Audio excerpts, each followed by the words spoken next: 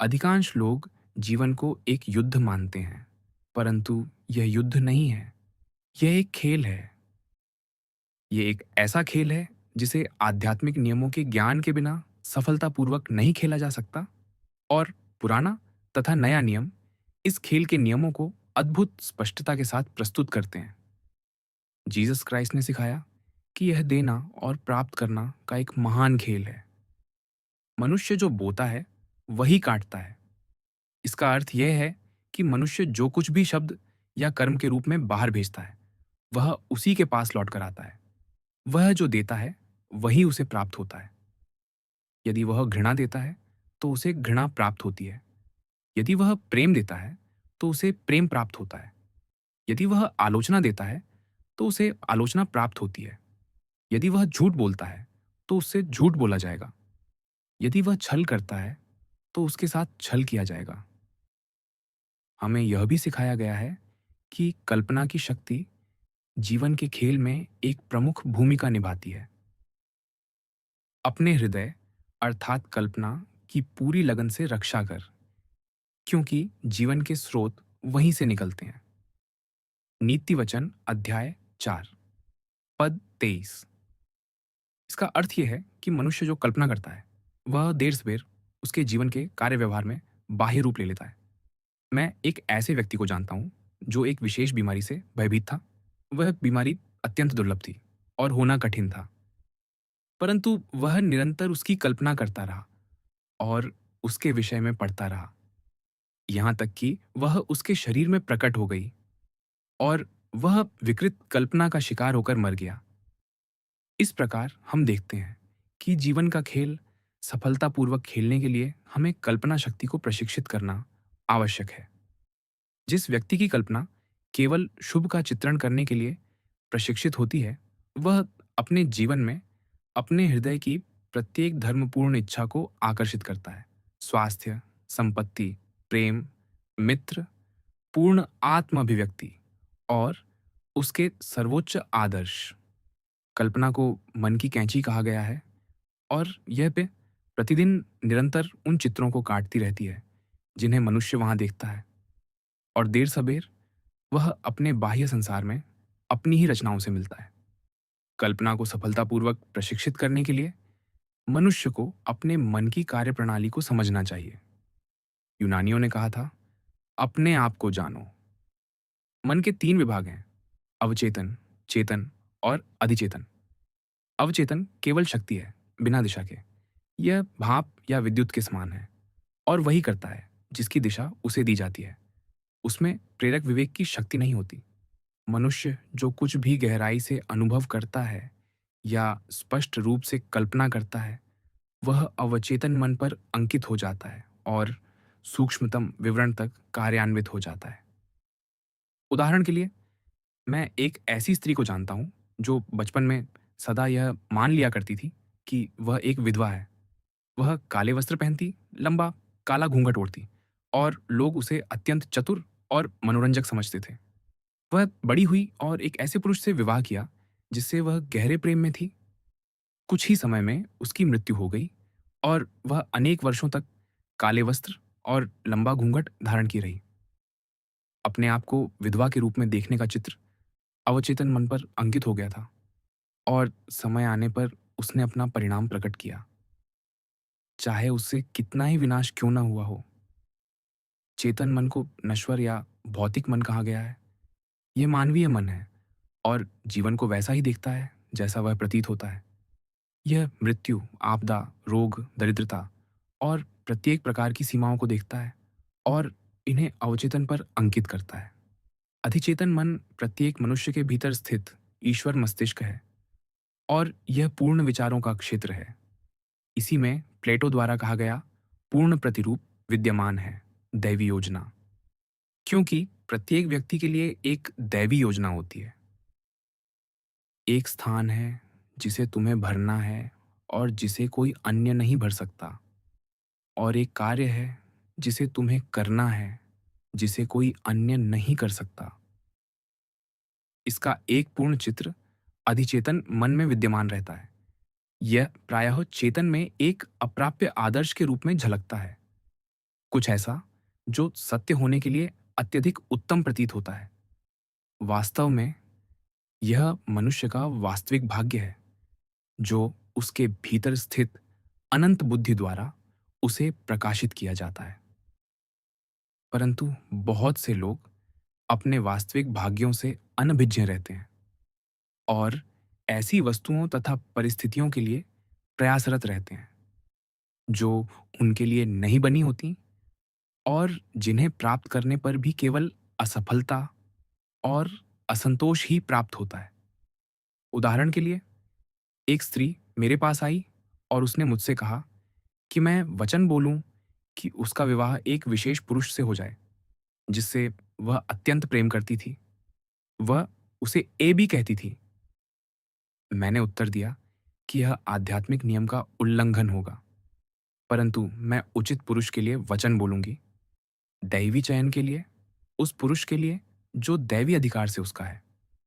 मैंने जोड़ा, यदि ए भी उचित पुरुष है तो तुम उसे खो नहीं सकती, और यदि वह नहीं है तो तुम्हें उसका समकक्ष अवश्य प्राप्त होगा। वह ए बी से प्रायः मिलती रही, पर उनकी मित्रता में कोई प्रगति नहीं हुई। एक संध्या उसने मुझे फोन किया और कहा, क्या आप जानती हैं, पिछले सप्ताह से ए भी मुझे इतना अद्भुत नहीं लग रहा। मैंने उत्तर दिया, संभव है वह दैवी चयन न हो, कोई अन्य पुरुष उचित हो सकता है। कुछ ही समय बाद उसकी भेंट एक अन्य पुरुष से हुई, जो तुरंत ही उससे प्रेम करने लगा और जिसने कहा कि वह उसकी आदर्श स्त्री है। वास्तव में उसने वे सभी बातें कहीं जिन्हें वह सदैव चाहती थी कि ए भी उससे कहे। उसने कहा, यह तो कुछ विचित्र सा था। उसने शीघ्र ही उसके प्रेम को स्वीकार कर लिया और ए बी में उसकी सारी रुचि समाप्त हो गई। यह प्रतिस्थापन के नियम को दर्शाता है। एक गलत विचार के स्थान पर एक सही विचार स्थापित हो गया। इसलिए इसमें किसी प्रकार की हानि या त्याग सम्मिलित नहीं था। यीशु क्रिस्ट ने कहा, पहले परमेश्वर के राज्य और उसकी धार्मिकता को खोजो, और ये सब वस्तुएं तुम्हें प्रदान की जाएंगी। और उन्होंने कहा कि यह राज्य मनुष्य के भीतर है। यह राज्य सही विचारों का क्षेत्र है, अथवा दैवी प्रतिरूप का क्षेत्र। जीसस क्राइस्ट ने सिखाया कि जीवन के खेल में मनुष्य के शब्दों की एक प्रमुख भूमिका होती है। तुम अपने शब्दों से ही धर्मी ठहराए जाते हो और अपने शब्दों से ही दोषी ठहराए जाते हो। अनेक लोगों ने निष्फल शब्दों के माध्यम से अपने जीवन में विपत्ति को आमंत्रित किया है। उदाहरण के लिए, एक स्त्री ने एक बार मुझसे पूछा कि उसका जीवन अब दरिद्रता और सीमाओं से भरा क्यों है। पूर्व काल में उसके पास एक घर था, वह सुंदर वस्तुओं से घिरी रहती थी और वह अपने घर के प्रबंधन से प्रायः ऊब जाती थी और बार बार कहती थी, मैं चीज़ों से तंग आ चुकी हूँ, काश मैं किसी संदूक में रहती। और उसने जोड़ा, आज मैं वास्तव में उसी संदूक में रह रही हूँ। उसने स्वयं को अपने शब्दों के द्वारा संदूक में पहुंचा दिया था। अवचेतन मन में हास्य बोध नहीं होता और लोग प्रायः मजाक मजाक में अपने लिए दुखद अनुभव उत्पन्न कर लेते हैं। उदाहरण के लिए, एक स्त्री जिसके पास बहुत धन था, निरंतर गरीब खाने के लिए तैयार होने का मजाक किया करती थी। कुछ ही वर्षों में वह लगभग निर्धन हो गई, क्योंकि उसने अभाव और सीमितता का चित्र अपने अवचेतन मन पर अंकित कर दिया था। सौभाग्य से यह नियम दोनों दिशाओं में कार्य करता है और अभाव की स्थिति को प्रचुरता की स्थिति में बदला जा सकता है। उदाहरण के लिए, एक अत्यंत गर्मी के दिन एक स्त्री मेरे पास समृद्धि के लिए उपचार कराने आई। वह थकी हुई, निराश और हतोत्साहित थी। उसने कहा कि संसार में उसके पास केवल $8 हैं। मैंने कहा, अच्छा, हम इन $8 को आशीर्वाद देंगे और उन्हें उसी प्रकार बढ़ाएंगे जैसे जीसस क्राइस्ट ने रोटियों और मछलियों को बढ़ाया था, क्योंकि उन्होंने सिखाया कि प्रत्येक मनुष्य में आशीर्वाद देने, बढ़ाने, चंगा करने और समृद्ध होने की शक्ति होती है। उसने कहा, अब मुझे क्या करना चाहिए? मैंने उत्तर दिया, अंतर्ज्ञान का अनुसरण करो। क्या तुम्हें कुछ करने या कहीं जाने की कोई सूझ हो रही है? अंतर्ज्ञान का अर्थ है भीतर से शिक्षा प्राप्त करना। यह मनुष्य का अचूक मार्गदर्शक है और इसके नियमों पर मैं अगले अध्याय में अधिक विस्तार से चर्चा करूंगी। स्त्री ने उत्तर दिया, मुझे नहीं पता।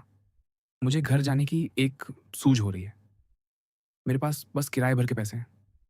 उसका घर एक दूर शहर में था और वह अभाव तथा सीमाओं का स्थान था। और तर्कशील मन या बुद्धि कहता, न्यूयॉर्क में रुको, काम ढूंढो और कुछ धन कमाओ।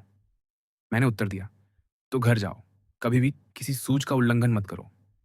मैंने उसके लिए ये शब्द कहे, अनंत आत्मा के लिए महान प्रचुरता का मार्ग खोल दे। वह दैवी अधिकार से जो कुछ उसका है उसके लिए एक अप्रतिरोध्य चुंबक है। मैंने उसे यह भी कहा कि वह इन्हें निरंतर दोहराती रहे। वह तुरंत घर के लिए प्रस्थान कर गई। एक दिन जब वह एक स्त्री से मिलने गई तो उसका संपर्क उसके परिवार की एक पुरानी मित्र से हो गया। इस मित्र के माध्यम से उसे अत्यंत चमत्कारिक रूप से हजारों डॉलर प्राप्त हुए। वह मुझसे प्रायः कहती है, लोगों को उस स्त्री के विषय में बताइए जो $8 और एक सूझ लेकर आपके पास आई थी। मनुष्य के मार्ग में सदैव प्रचुरता विद्यमान रहती है, परंतु वह केवल इच्छा, विश्वास या उच्चारित शब्द के माध्यम से ही प्रकट होती है। जीसस क्राइस्ट ने स्पष्ट किया कि मनुष्य को पहला कदम स्वयं उठाना चाहिए। मांगो तो तुम्हें दिया जाएगा, खोजो तो तुम पाओगे, खटखटाओ तो तुम्हारे लिए खोला जाएगा। मत्ती रचित सुसमाचार अध्याय 7 पद 7। शास्त्रों में हम पढ़ते हैं, मेरे हाथों के कार्यों के विषय में मुझे आदेश दो। अनंत बुद्धि परमेश्वर मनुष्य की छोटी से छोटी या बड़ी से बड़ी मांग को पूर्ण करने के लिए सदैव तत्पर रहती है। प्रत्येक इच्छा कही हुई या अनकही एक मांग होती है। हम प्रायः तब चकित रह जाते हैं जब कोई इच्छा अचानक पूर्ण हो जाती है। उदाहरण के लिए, एक ईस्टर पर फूलों की दुकानों की खिड़कियों में अनेक सुंदर गुलाब के पौधे देखकर मैंने इच्छा की कि मुझे भी एक प्राप्त हो, और एक क्षण के लिए मैंने मन में उसे द्वार से भीतर लाया जाता हुआ देखा। ईस्टर आया और उसके साथ एक सुंदर गुलाब का पौधा भी आया। अगले दिन मैंने अपनी मित्र को धन्यवाद दिया और कहा कि यह वही था जो मैं चाहती थी। उसने उत्तर दिया, मैंने तुम्हें गुलाब का पौधा नहीं भेजा था, मैंने तो कुमुदिनियाँ भेजी थीं। आदमी ने ऑर्डर गड़बड़ा दिया था और मुझे गुलाब का पौधा भेज दिया, केवल इसलिए कि मैंने नियम को क्रियाशील कर दिया था और मुझे गुलाब का पौधा मिलना ही था। मनुष्य और उसके सर्वोच्च आदर्शों तथा उसके हृदय की प्रत्येक इच्छा के बीच केवल संदेह और भय ही अवरोध हैं। जब मनुष्य चिंता किए बिना इच्छा करना सीख लेता है तो प्रत्येक इच्छा तुरंत पूर्ण हो जाती है। मैं अगले अध्याय में इसका वैज्ञानिक कारण अधिक विस्तार से बताऊंगी और भय को चेतना से मिटा देना आवश्यक है। भय मनुष्य का एकमात्र शत्रु है। अभाव का भय, असफलता का भय, बीमारी का भय, हानि का भय और किसी स्तर पर असुरक्षा की भावना। जीसस क्राइस्ट ने कहा, हे अल्पविश्वासियों, तुम क्यों डरते हो? मत्ती रचित सुसमाचार अध्याय 8 पद 26। अतः हम देखते हैं कि हमें भय के स्थान पर विश्वास को स्थापित करना चाहिए, क्योंकि भय केवल उलटा हुआ विश्वास है। यह भलाई के स्थान पर बुराई में विश्वास है। जीवन के खेल का उद्देश्य अपने कल्याण को स्पष्ट रूप से देखना और बुराई के सभी मानसिक चित्रों को मिटा देना है। यह अवचेतन मन पर भलाई की अनुभूति को अंकित करके किया जाना चाहिए। एक अत्यंत प्रतिभाशाली व्यक्ति जिसने महान सफलता प्राप्त की है ने मुझे बताया कि उसने एक कमरे में टंगे एक संकेत को पढ़कर अचानक अपने समस्त भय को अपने चेतन से मिटा दिया। उसने बड़े अक्षरों में यह वाक्य छपा हुआ देखा, चिंता क्यों करें, संभवतः यह कभी घटित ही नहीं होगा। ये शब्द उसके अवचेतन मन पर अमिट रूप से अंकित हो गए और अब उसे दृढ़ विश्वास है कि उसके जीवन में केवल भलाई ही आ सकती है, इसलिए केवल भलाई ही प्रकट होती है। अगले अध्याय में मैं अवचेतन मन पर प्रभाव डालने की विभिन्न विधियों पर चर्चा करूंगी। यह मनुष्य का विश्वसनीय सेवक है, परंतु इसे सही आदेश देना आवश्यक है। मनुष्य के पास सदैव एक मौन श्रोता होता है, उसका अवचेतन मन। प्रत्येक विचार, प्रत्येक शब्द उस पर अंकित हो जाता है और आश्चर्यजनक विस्तार के साथ कार्यान्वित होता है। ये ऐसा है जैसे कोई गायक ग्रामोफोन की संवेदनशील डिस्क पर अपना रिकॉर्ड बनाता है। गायक की आवाज का प्रत्येक सुर और प्रत्येक स्वर अंकित हो जाता है। यदि वह खांसता है या हिचकिचाता है तो वह भी अंकित हो जाता है। अतः आइए अवचेतन मन में विद्यमान सभी पुराने और बुरे अभिलेखों को तोड़ दें। अपने जीवन के वे अभिलेख जिन्हें हम रखना नहीं चाहते और नए तथा सुंदर अभिलेख बनाएं। इन शब्दों को ऊंचे स्वर में शक्ति और दृढ़ विश्वास के साथ कहें। मैं अब अपने उच्चारित शब्दों के द्वारा अपने अवचेतन मन में विद्यमान प्रत्येक असत्य अभिलेख को तोड़ता और नष्ट करता हूं। वे अपनी मूल शून्यता की धूल में लौट जाएं, क्योंकि वे मेरी अपनी व्यर्थ कल्पनाओं से उत्पन्न हुए थे। अब मैं अपने भीतर स्थित मसीह के माध्यम से अपने पूर्ण अभिलेख निर्मित करता हूं। स्वास्थ्य, संपत्ति, प्रेम और पूर्ण आत्म अभिव्यक्ति के अभिलेख। यह जीवन का वर्ग है, खेल पूर्ण हुआ।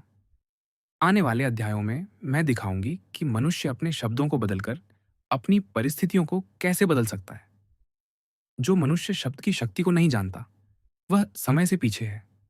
मृत्यु और जीवन जीव की शक्ति में निहित है। अध्याय 2, समृद्धि का नियम।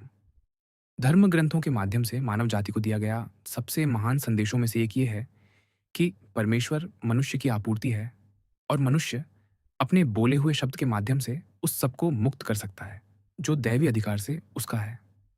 परंतु उसे अपने बोले हुए शब्द पर पूर्ण विश्वास होना चाहिए।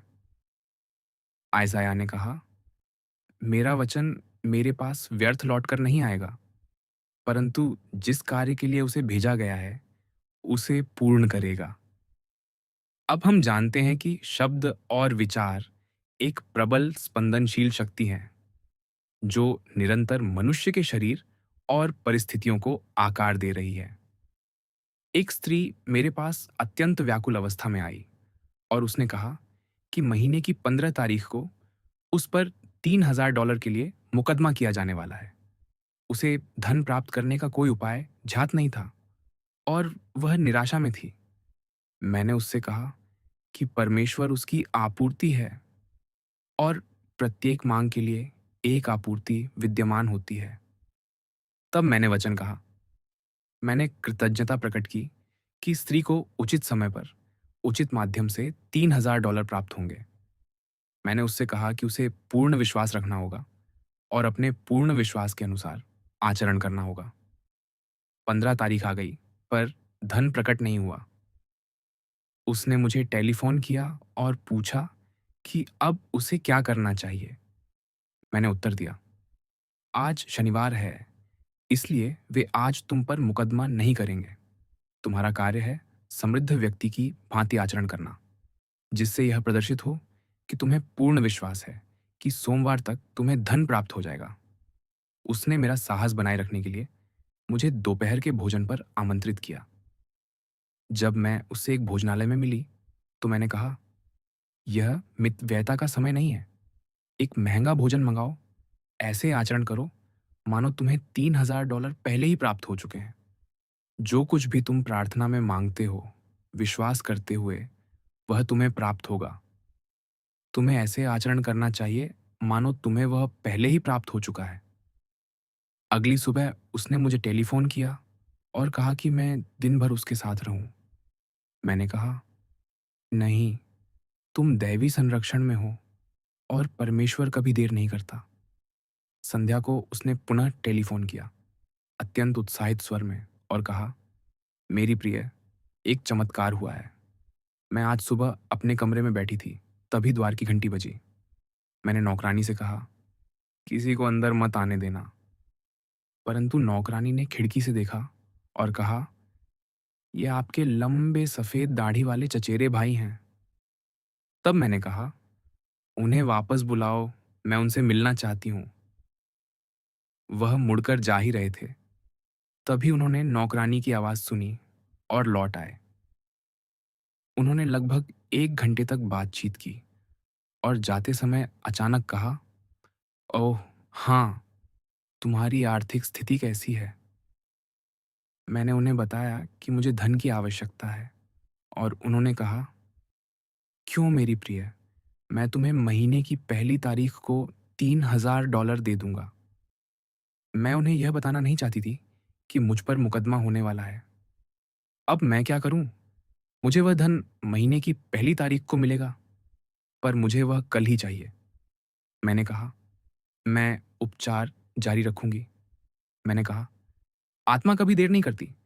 मैं कृतज्ञता प्रकट करती हूँ कि उसने अदृश्य स्तर पर धन प्राप्त कर लिया है और वह समय पर प्रकट हो रहा है। अगली सुबह उसके चचेरे भाई ने उसे फोन किया और कहा, आज सुबह मेरे कार्यालय आ जाओ, मैं तुम्हें धन दे दूंगा। उस दोपहर उसके बैंक खाते में $3000 जमा थे और वह अपनी उत्तेजना की अनुमति जितनी तेजी से देती, उतनी तेजी से चेक लिख रही थी। यदि कोई सफलता की प्रार्थना करता है और असफलता की तैयारी करता है, तो उसे वही परिस्थिति प्राप्त होगी जिसकी उसने तैयारी की है। उदाहरण के लिए, एक पुरुष मेरे पास आया और मुझसे कहा कि मैं वचन कहूं कि उसका एक निश्चित आनंद समाप्त हो जाए। मैंने पाया कि वह अपना समय इस योजना में व्यतीत करता था कि यदि वह व्यक्ति उसका बिल न चुकाए, तो वह उससे क्या कहेगा। इस प्रकार वह मेरे शब्दों को निष्प्रभावी कर रहा था। उसे अपने आप को आनंद चुकाते हुए देखना चाहिए था। इसका एक अद्भुत उदाहरण हमें बाइबल में मिलता है, जो उन 3 राजाओं से संबंधित है, जो मरुस्थल में अपने मनुष्यों और घोड़ों सहित जल के बिना थे। उन्होंने भविष्यवक्ता एलीशा से परामर्श किया, जिन्होंने उन्हें यह आश्चर्यजनक संदेश दिया, प्रभु ऐसा कहते हैं, तुम न तो वायु देखोगे और न वर्षा देखोगे, तो भी इस घाटी को गड्ढों से भर दो। मनुष्य को उस वस्तु के लिए तैयारी करनी चाहिए जिसकी उसने प्रार्थना की है, तब भी जब उसके प्रकट होने का कोई संकेत दृष्टि में न हो। उदाहरण के लिए, एक स्त्री को उस वर्ष एक अपार्टमेंट ढूंढना आवश्यक हो गया, जब न्यूयॉर्क में अपार्टमेंट्स की भारी कमी थी। यह लगभग असंभव माना जाता था और उसके मित्र उसके लिए दुखी थे और कहते थे, यह कितना दुर्भाग्यपूर्ण है। तुम्हें अपना सामान भंडारण में रखना होगा और होटल में रहना होगा। उसने उत्तर दिया, मेरे लिए दुखी होने की आवश्यकता नहीं है। मैं अतिमानव हूं और मुझे एक अपार्टमेंट अवश्य मिलेगा। उसने शब्द बोले, अनंत आत्मा उचित अपार्टमेंट का मार्ग खोल दे।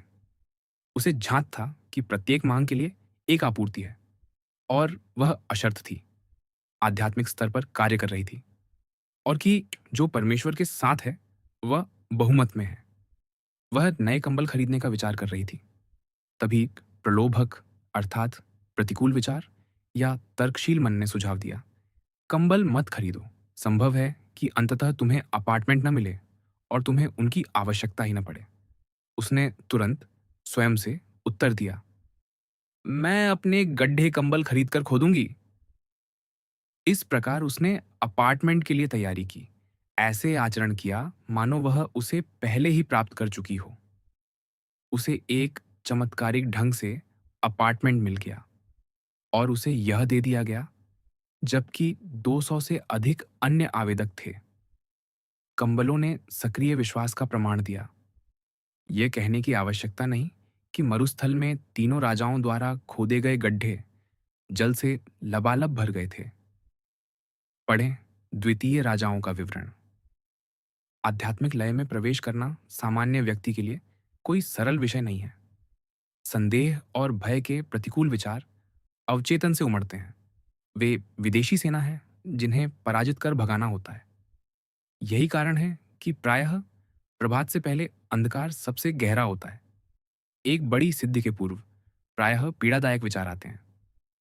जब कोई उच्च आध्यात्मिक सत्य का उद्घोष करता है, तब वह अवचेतन की पुरानी मान्यताओं को चुनौती देता है और असत्य प्रकट होता है ताकि उसे बाहर निकाला जा सके। यही वह समय होता है जब मनुष्य को अपने सत्य के उद्घोषों को बार बार दोहराना चाहिए और आनंदित होकर कृतज्ञता प्रकट करनी चाहिए कि वह पहले ही प्राप्त कर चुका है। तुम्हारे पुकारने से पहले ही मैं उत्तर दूंगा। इसका अर्थ है कि हर उत्तम और पूर्ण दान पहले से ही मनुष्य का है जो उसकी पहचान की प्रतीक्षा कर रहा है। मनुष्य केवल वही प्राप्त कर सकता है जिसे वह स्वयं को प्राप्त करते हुए देखता है। इसराइल की संतानों से कहा गया था कि वे उतनी ही भूमि पा सकते हैं जितनी वे देख सकते हैं। ये प्रत्येक मनुष्य के लिए सत्य है। उसके पास केवल उतनी ही भूमि है जितनी उसकी अपनी मानसिक दृष्टि में है।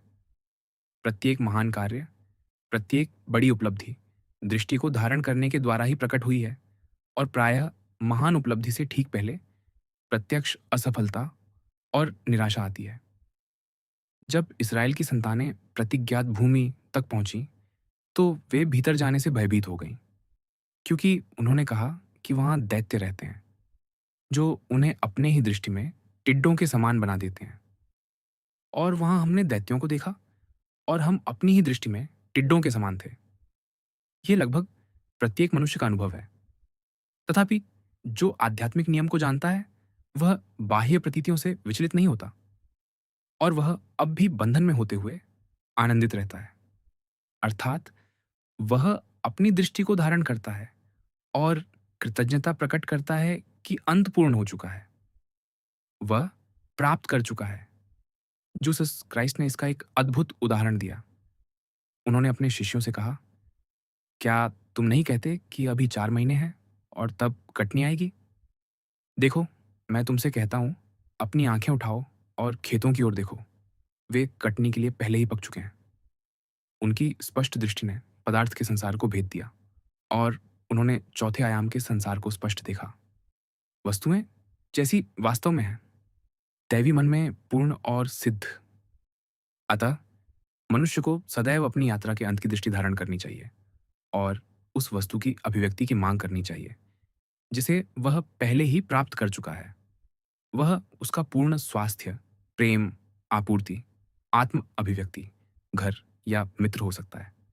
वे सभी दैवी मन में पंजीकृत पूर्ण और सिद्ध विचार हैं, मनुष्य का अपना अधिचेतन मन, और उन्हें उसके माध्यम से आना चाहिए, उसके पास नहीं। उदाहरण के लिए, एक पुरुष मेरे पास सफलता के लिए उपचार कराने आया। उसके लिए यह अत्यंत आवश्यक था कि वह एक निश्चित समय के भीतर अपने व्यवसाय के लिए $50,000 जुटाए। समय सीमा लगभग समाप्त हो चुकी थी जब वह निराश होकर मेरे पास आया। कोई भी उसके उपक्रम में निवेश करना नहीं चाहता था, और बैंक ने आरंड देने से स्पष्ट रूप से इनकार कर दिया था। मैंने उत्तर दिया, मेरा अनुमान है कि बैंक में तुमने अपना क्रोध खो दिया, और उसी के साथ अपनी शक्ति भी। यदि तुम पहले स्वयं को नियंत्रित कर लो, तो किसी भी परिस्थिति को नियंत्रित कर सकते हो। मैंने जोड़ा, बैंक में वापस जाओ और मैं उपचार करूंगी। मेरा उपचार था, तुम बैंक से संबंधित प्रत्येक व्यक्ति की आत्मा के साथ प्रेम में अभिन्न हो। इस परिस्थिति से दैवी विचार प्रकट हो। उसने उत्तर दिया, स्त्री, तुम असंभव की बात कर रही हो।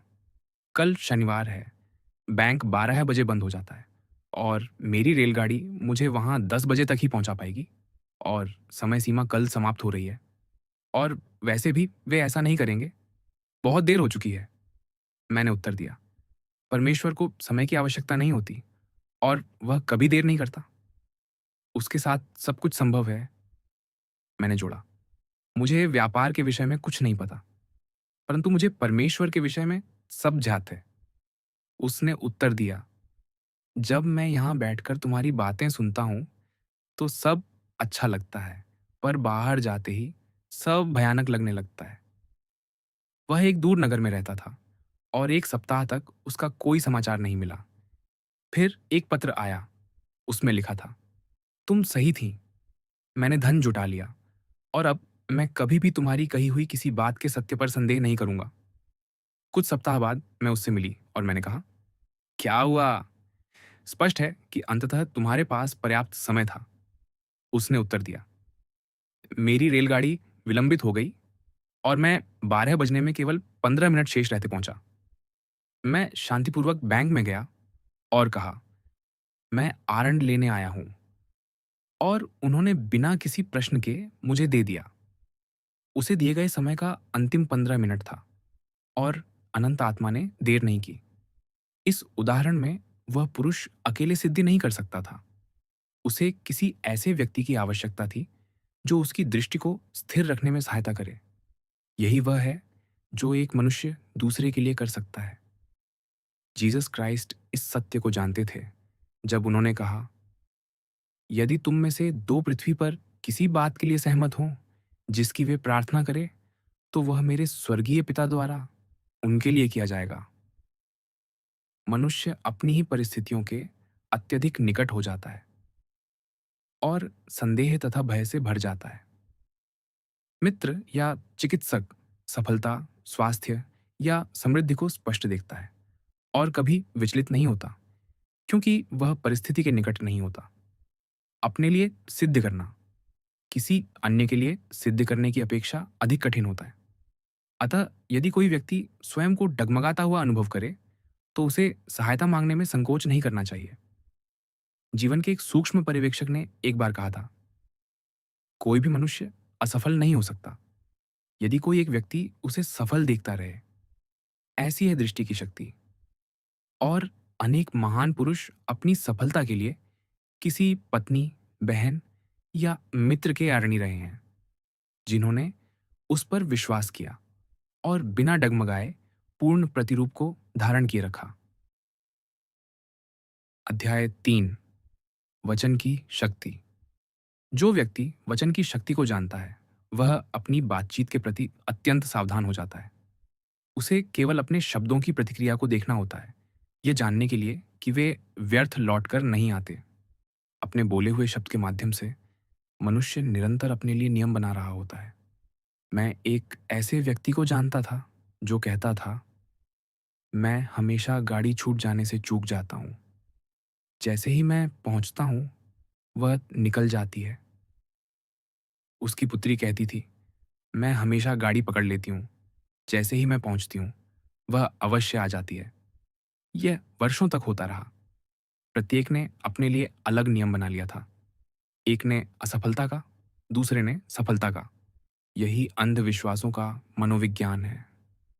घोड़े की नाल या खरगोश का पंजा अपने आप में कोई शक्ति नहीं रखते, परंतु मनुष्य का बोला हुआ शब्द और उसका यह विश्वास कि वह शुभ भाग्य लाएगा, अवचेतन मन में अपेक्षा उत्पन्न करता है और एक सौभाग्यपूर्ण परिस्थिति को आकर्षित करता है। मैं पाता हूँ कि जब मनुष्य आध्यात्मिक रूप से उन्नत हो जाता है और उच्चतर नियम को जान लेता है, तब यह कार्य नहीं करता।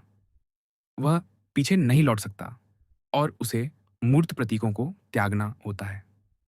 उदाहरण के लिए, मेरी कक्षा में दो पुरुष थे जिन्होंने कई महीनों तक व्यापार में बड़ी सफलता प्राप्त की थी। जब अचानक सब कुछ ध्वस्त हो गया, हमने परिस्थिति का विश्लेषण करने का प्रयास किया और मैंने पाया कि सफलता और समृद्धि के लिए अपने उद्घोष करने तथा परमेश्वर की ओर देखने के स्थान पर उन्होंने प्रत्येक ने एक एक भाग्यशाली बंदर खरीद लिया था। मैंने कहा, ओह, अब मैं समझी, तुमने परमेश्वर के स्थान पर भाग्यशाली बंदरों पर भरोसा किया है। भाग्यशाली बंदरों को हटाओ और क्षमा के नियम का आह्वान करो, क्योंकि मनुष्य के पास अपनी भूलों को क्षमा करने या निष्प्रभावी करने की शक्ति होती है। उन्होंने निश्चय किया कि वे उन बंदरों को कोयले की खदान में फेंक देंगे और सब कुछ पुनः सुचारू हो गया।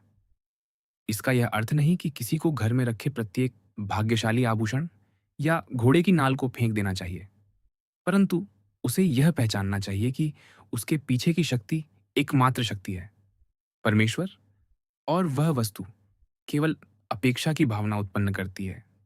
एक दिन मैं अपनी एक मित्र के साथ थी जो गहरे निराशा में थी। सड़क पार करते समय उसने एक घोड़े की नाल उठा ली। तुरंत ही वह आनंद और आशा से भर गई। उसने कहा कि परमेश्वर ने उसका साहस बनाए रखने के लिए उसे वह घोड़े की नाल भेजी है। वास्तव में उस क्षण उसके चेतन में वही एक वस्तु अंकित हो सकती थी। उसकी आशा विश्वास में बदल गई और अंततः उसने एक अद्भुत सिद्धि प्राप्त की। मैं यह बिंदु स्पष्ट करना चाहती हूँ कि पहले उल्लेखित पुरुष केवल बंदरों पर निर्भर थे, जबकि इस स्त्री ने घोड़े की नाल के पीछे स्थित शक्ति को पहचाना। मेरे अपने जीवन में भी एक समय ऐसा था जब मुझे यह विश्वास छोड़ने में बहुत समय लगा कि एक विशेष घटना निराशा लाती है। यदि वह घटना घटती तो निराशा अवश्य आती। मैंने पाया कि अवचेतन में परिवर्तन लाने का एकमात्र उपाय यह था कि मैं उद्घोष करूं, दो शक्तियां नहीं हैं, केवल एक शक्ति है, परमेश्वर। अतः निराशाएं नहीं है, और यह घटना एक सुखद आश्चर्य का संकेत है। मैंने तुरंत परिवर्तन देखा और सुखद आश्चर्य मेरे जीवन में आने लगे। मेरी एक मित्र कहती थी कि कोई भी उसे सीढ़ी के नीचे से चलने के लिए प्रेरित नहीं कर सकता। मैंने कहा, यदि तुम भयभीत हो तो तुम दो शक्तियों, भलाई और बुराई, के विश्वास को स्वीकार कर रही हो, एक के स्थान पर। क्योंकि परमेश्वर परम है, अतः कोई विरोधी शक्ति हो ही नहीं सकती जब तक मनुष्य स्वयं बुराई की मिथ्या सत्ता न बना ले। यह दिखाने के लिए कि तुम केवल एक शक्ति, परमेश्वर में विश्वास करती हो और बुराई में कोई शक्ति या वास्तविकता नहीं मानती, अगली सीढ़ी के नीचे से होकर चलो, जिसे तुम देखो। कुछ समय बाद वह अपने बैंक गई। उसे सुरक्षित कोषागार में अपना लॉकर खोलना था और उसके मार्ग में एक सीढ़ी रखी थी। उसके नीचे से गुजरे बिना लॉकर तक पहुंचना असंभव था। वह भय से कांप उठी और लौट आई।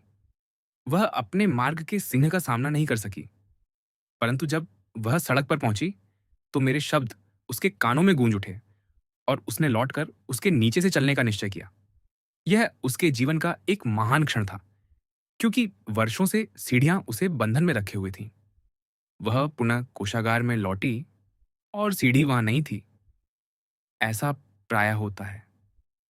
यदि कोई उस कार्य को करने के लिए तैयार हो जाए जिससे वह भयभीत है, तो उसे वह करना ही नहीं पड़ता। यह अनाग्रह का नियम है, जिसे बहुत कम समझा गया है। किसी ने कहा है कि साहस में प्रतिभा और जादू दोनों निहित हैं। किसी परिस्थिति का निर्भय होकर सामना करो, और सामना करने के लिए कोई परिस्थिति रहती ही नहीं, वह अपने ही भार से गिर जाती है। इसका कारण यह है कि भय ने उस स्त्री के मार्ग में सीढ़ी को आकर्षित किया था और निर्भयता ने उसे हटा दिया। इस प्रकार अदृश्य शक्तियां निरंतर मनुष्य के लिए कार्य कर रही हैं, जो स्वयं ही डोरियां खींच रहा होता है, यद्यपि उसे इसका ज्ञान नहीं होता। शब्दों की स्पंदनशील शक्ति के कारण मनुष्य जो कुछ भी उच्चारित करता है, वह उसे आकर्षित करने लगता है। जो लोग निरंतर रोग की चर्चा करते रहते हैं, वे अनिवार्यतः उसे आकर्षित करते हैं। जब मनुष्य सत्य को जान लेता है, तब वह अपने शब्दों के विषय में अत्यधिक सावधान नहीं हो सकता। उदाहरण के लिए, मेरी एक मित्र प्रायः टेलीफोन पर कहती है, कभी आओ और पुरानी शैली की बातचीत करें। यह पुरानी शैली की बातचीत लगभग 1 घंटे के 500 से 1000 विनाशकारी शब्दों का समूह होती है, जिनके मुख्य विषय होते हैं हानि, अभाव, असफलता और बीमारी। मैं उत्तर देती हूँ, नहीं धन्यवाद, मैंने अपने जीवन में पर्याप्त पुरानी शैली की बातचीत कर ली है। वे बहुत महंगी पड़ती हैं, पर मैं नई शैली की बातचीत करने में प्रसन्नता अनुभव करूंगी और उस पर बात करूंगी जो हम चाहते हैं, न कि उस पर जो हम नहीं चाहते। एक प्राचीन कहावत है कि मनुष्य को अपने शब्दों का प्रयोग केवल 3 उद्देश्यों के लिए करना चाहिए: चंगा करने, आशीर्वाद देने या समृद्ध करने के लिए। मनुष्य दूसरों के विषय में जो कहता है, वही उसके विषय में कहा जाएगा, और वह किसी अन्य के लिए जो कामना करता है, वह स्वयं अपने लिए कामना कर रहा होता है।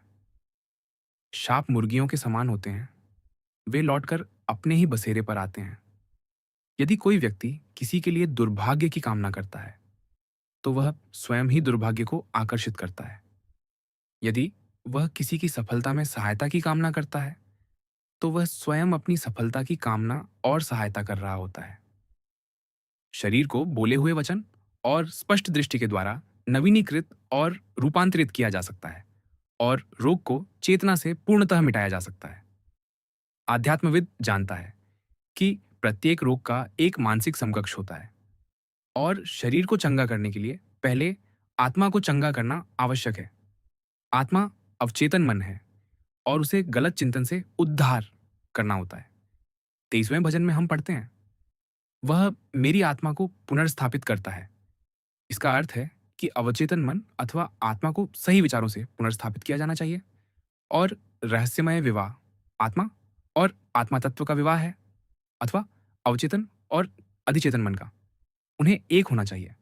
जब अवचेतन अधिचेतन के पूर्ण विचारों से परिपूर्ण हो जाता है, तब परमेश्वर और मनुष्य एक हो जाते हैं। मैं और पिता एक हैं। अर्थात वह पूर्ण विचारों के क्षेत्र के साथ एक हो जाता है। वह परमेश्वर की समानता और प्रतिरूप कल्पना में निर्मित मनुष्य है और उसे अपनी सृष्ट वस्तुओं, अपने मन, शरीर और परिस्थितियों पर अधिकार और प्रभुत्व प्रदान किया गया है। यह कहना सुरक्षित है कि सभी रोग और दुहक प्रेम के नियम के उल्लंघन से उत्पन्न होते हैं। एक नई आज्ञा मैं तुम्हें देता हूं, एक दूसरे से प्रेम करो। और जीवन के खेल में प्रेम या सद्भावना हर चाल जीत लेती है। उदाहरण के लिए, एक स्त्री को मैं जानती हूं जिसे वर्षों से एक भयानक चर्म रोग का आभास था। चिकित्सकों ने उसे असाध्य बताया था और वह निराशा में थी। वह रंगमंच पर कार्य करती थी और उसे भय था कि शीघ्र ही उसे अपना व्यवसाय छोड़ना पड़ेगा और उसके पास जीविका का कोई अन्य साधन नहीं था। तथापि उसे एक उत्तम अवसर प्राप्त हुआ और उद्घाटन की रात उसने अत्यंत बड़ी सफलता प्राप्त की। समीक्षकों से उसे प्रशंसात्मक टिप्पणियां मिलीं और वह आनंद तथा उत्साह से भर उठी। अगले दिन उसे सेवा मुक्ति का नोटिस प्राप्त हुआ। दल के एक पुरुष को उसकी सफलता से ईर्ष्या थी और उसी ने उसे हटवा दिया था। उसने अनुभव किया कि घृणा और आक्रोश उसे पूर्णतः आच्छादित कर रहे हैं और वह पुकार उठी, हे परमेश्वर, मुझे उस पुरुष से घृणा करने मत देना। उस रात उसने कई घंटों तक मौन में कार्य किया। उसने कहा, मैं शीघ्र ही अत्यंत गहरे मौन में प्रवेश कर गई। मुझे लगा मैं अपने साथ, उस पुरुष के साथ और समस्त संसार के साथ शांति में हूं। मैंने यह दो अगली रातों तक जारी रखा और तीसरे दिन मैंने पाया कि मैं उस चर्म रोग से पूर्णतः चंगी हो चुकी हूं। प्रेम या सद्भावना की याचना करके उसने नियम की पूर्ति की, क्योंकि प्रेम ही व्यवस्था की पूर्ति है। और रोग, जो अवचेतन आक्रोश से उत्पन्न हुआ था, मिट गया। निरंतर आलोचना गठिया उत्पन्न करती है, क्योंकि आलोचनात्मक असामंजस्यपूर्ण विचार रक्त में अस्वाभाविक संचय उत्पन्न करते हैं, जो जोड़ों में जाकर जम जाते हैं। असामान्य वृद्धि ईर्ष्या, घृणा, अक्षमाशीलता, भय आदि से उत्पन्न होती है। प्रत्येक रोग उस मन से उत्पन्न होता है जो शांति में नहीं है। मैंने एक बार अपनी कक्षा में कहा, किसी से तुम्हें क्या हुआ है पूछने का कोई लाभ नहीं, हम उतना ही अच्छा पूछ सकते हैं, तुम्हारे साथ कौन हुआ है। अक्षमाशीलता रोग का सबसे अधिक उत्पन्न करने वाला कारण है। यह धमनियों या यकृत को कठोर कर देती है और दृष्टि को भी प्रभावित करती है। इसके पीछे अनेकों व्याधियां चलती हैं। मैं एक दिन एक स्त्री से मिलने गई जिसने कहा कि वह विषैले सीप खाने से बीमार हो गई है। मैंने उत्तर दिया, ओह नहीं, सीप विषैला नहीं था, तुमने सीप को विषैला बना दिया। तुम्हें क्या हुआ है? उसने उत्तर दिया, लगभग 19 लोग। उसका 19 लोगों से विवाद हो चुका था और वह इतनी असामंजस्यपूर्ण हो गई थी कि उसने गलत सीप को आकर्षित कर लिया। बाह्य स्तर पर कोई भी असामंजस्य इस बात का संकेत है कि भीतर मानसिक असामंजस्य है। जैसा भीतर वैसा बाहर। मनुष्य के एकमात्र शत्रु उसके भीतर ही होते हैं और मनुष्य के शत्रु उसके अपने ही घराने के होंगे। व्यक्तित्व अंतिम शत्रुओं में से एक है जिसे जीतना होता है, क्योंकि यह ग्रह प्रेम में अपनी दीक्षा ले रहा है। यह क्राइस्ट का संदेश था, पृथ्वी पर शांति, मनुष्यों के प्रति सद्भावना। अतः जागृत मनुष्य अपने पड़ोसी को सुधारने का प्रयत्न नहीं करता, उसका कार्य अपने साथ होता है, प्रत्येक मनुष्य के प्रति सद्भावना और आशीर्वाद भेजना।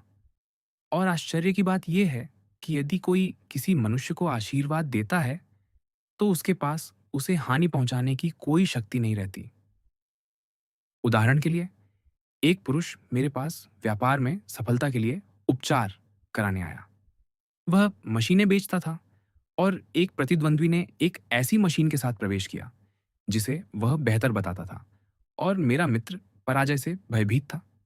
मैंने कहा, सबसे पहले हमें समस्त भय को मिटाना होगा और यह जानना होगा कि परमेश्वर तुम्हारे हितों की रक्षा करता है और इस परिस्थिति से दैवी विचार ही प्रकट होगा, अर्थात सही मशीन सही मनुष्य द्वारा सही व्यक्ति को बेची जाएगी।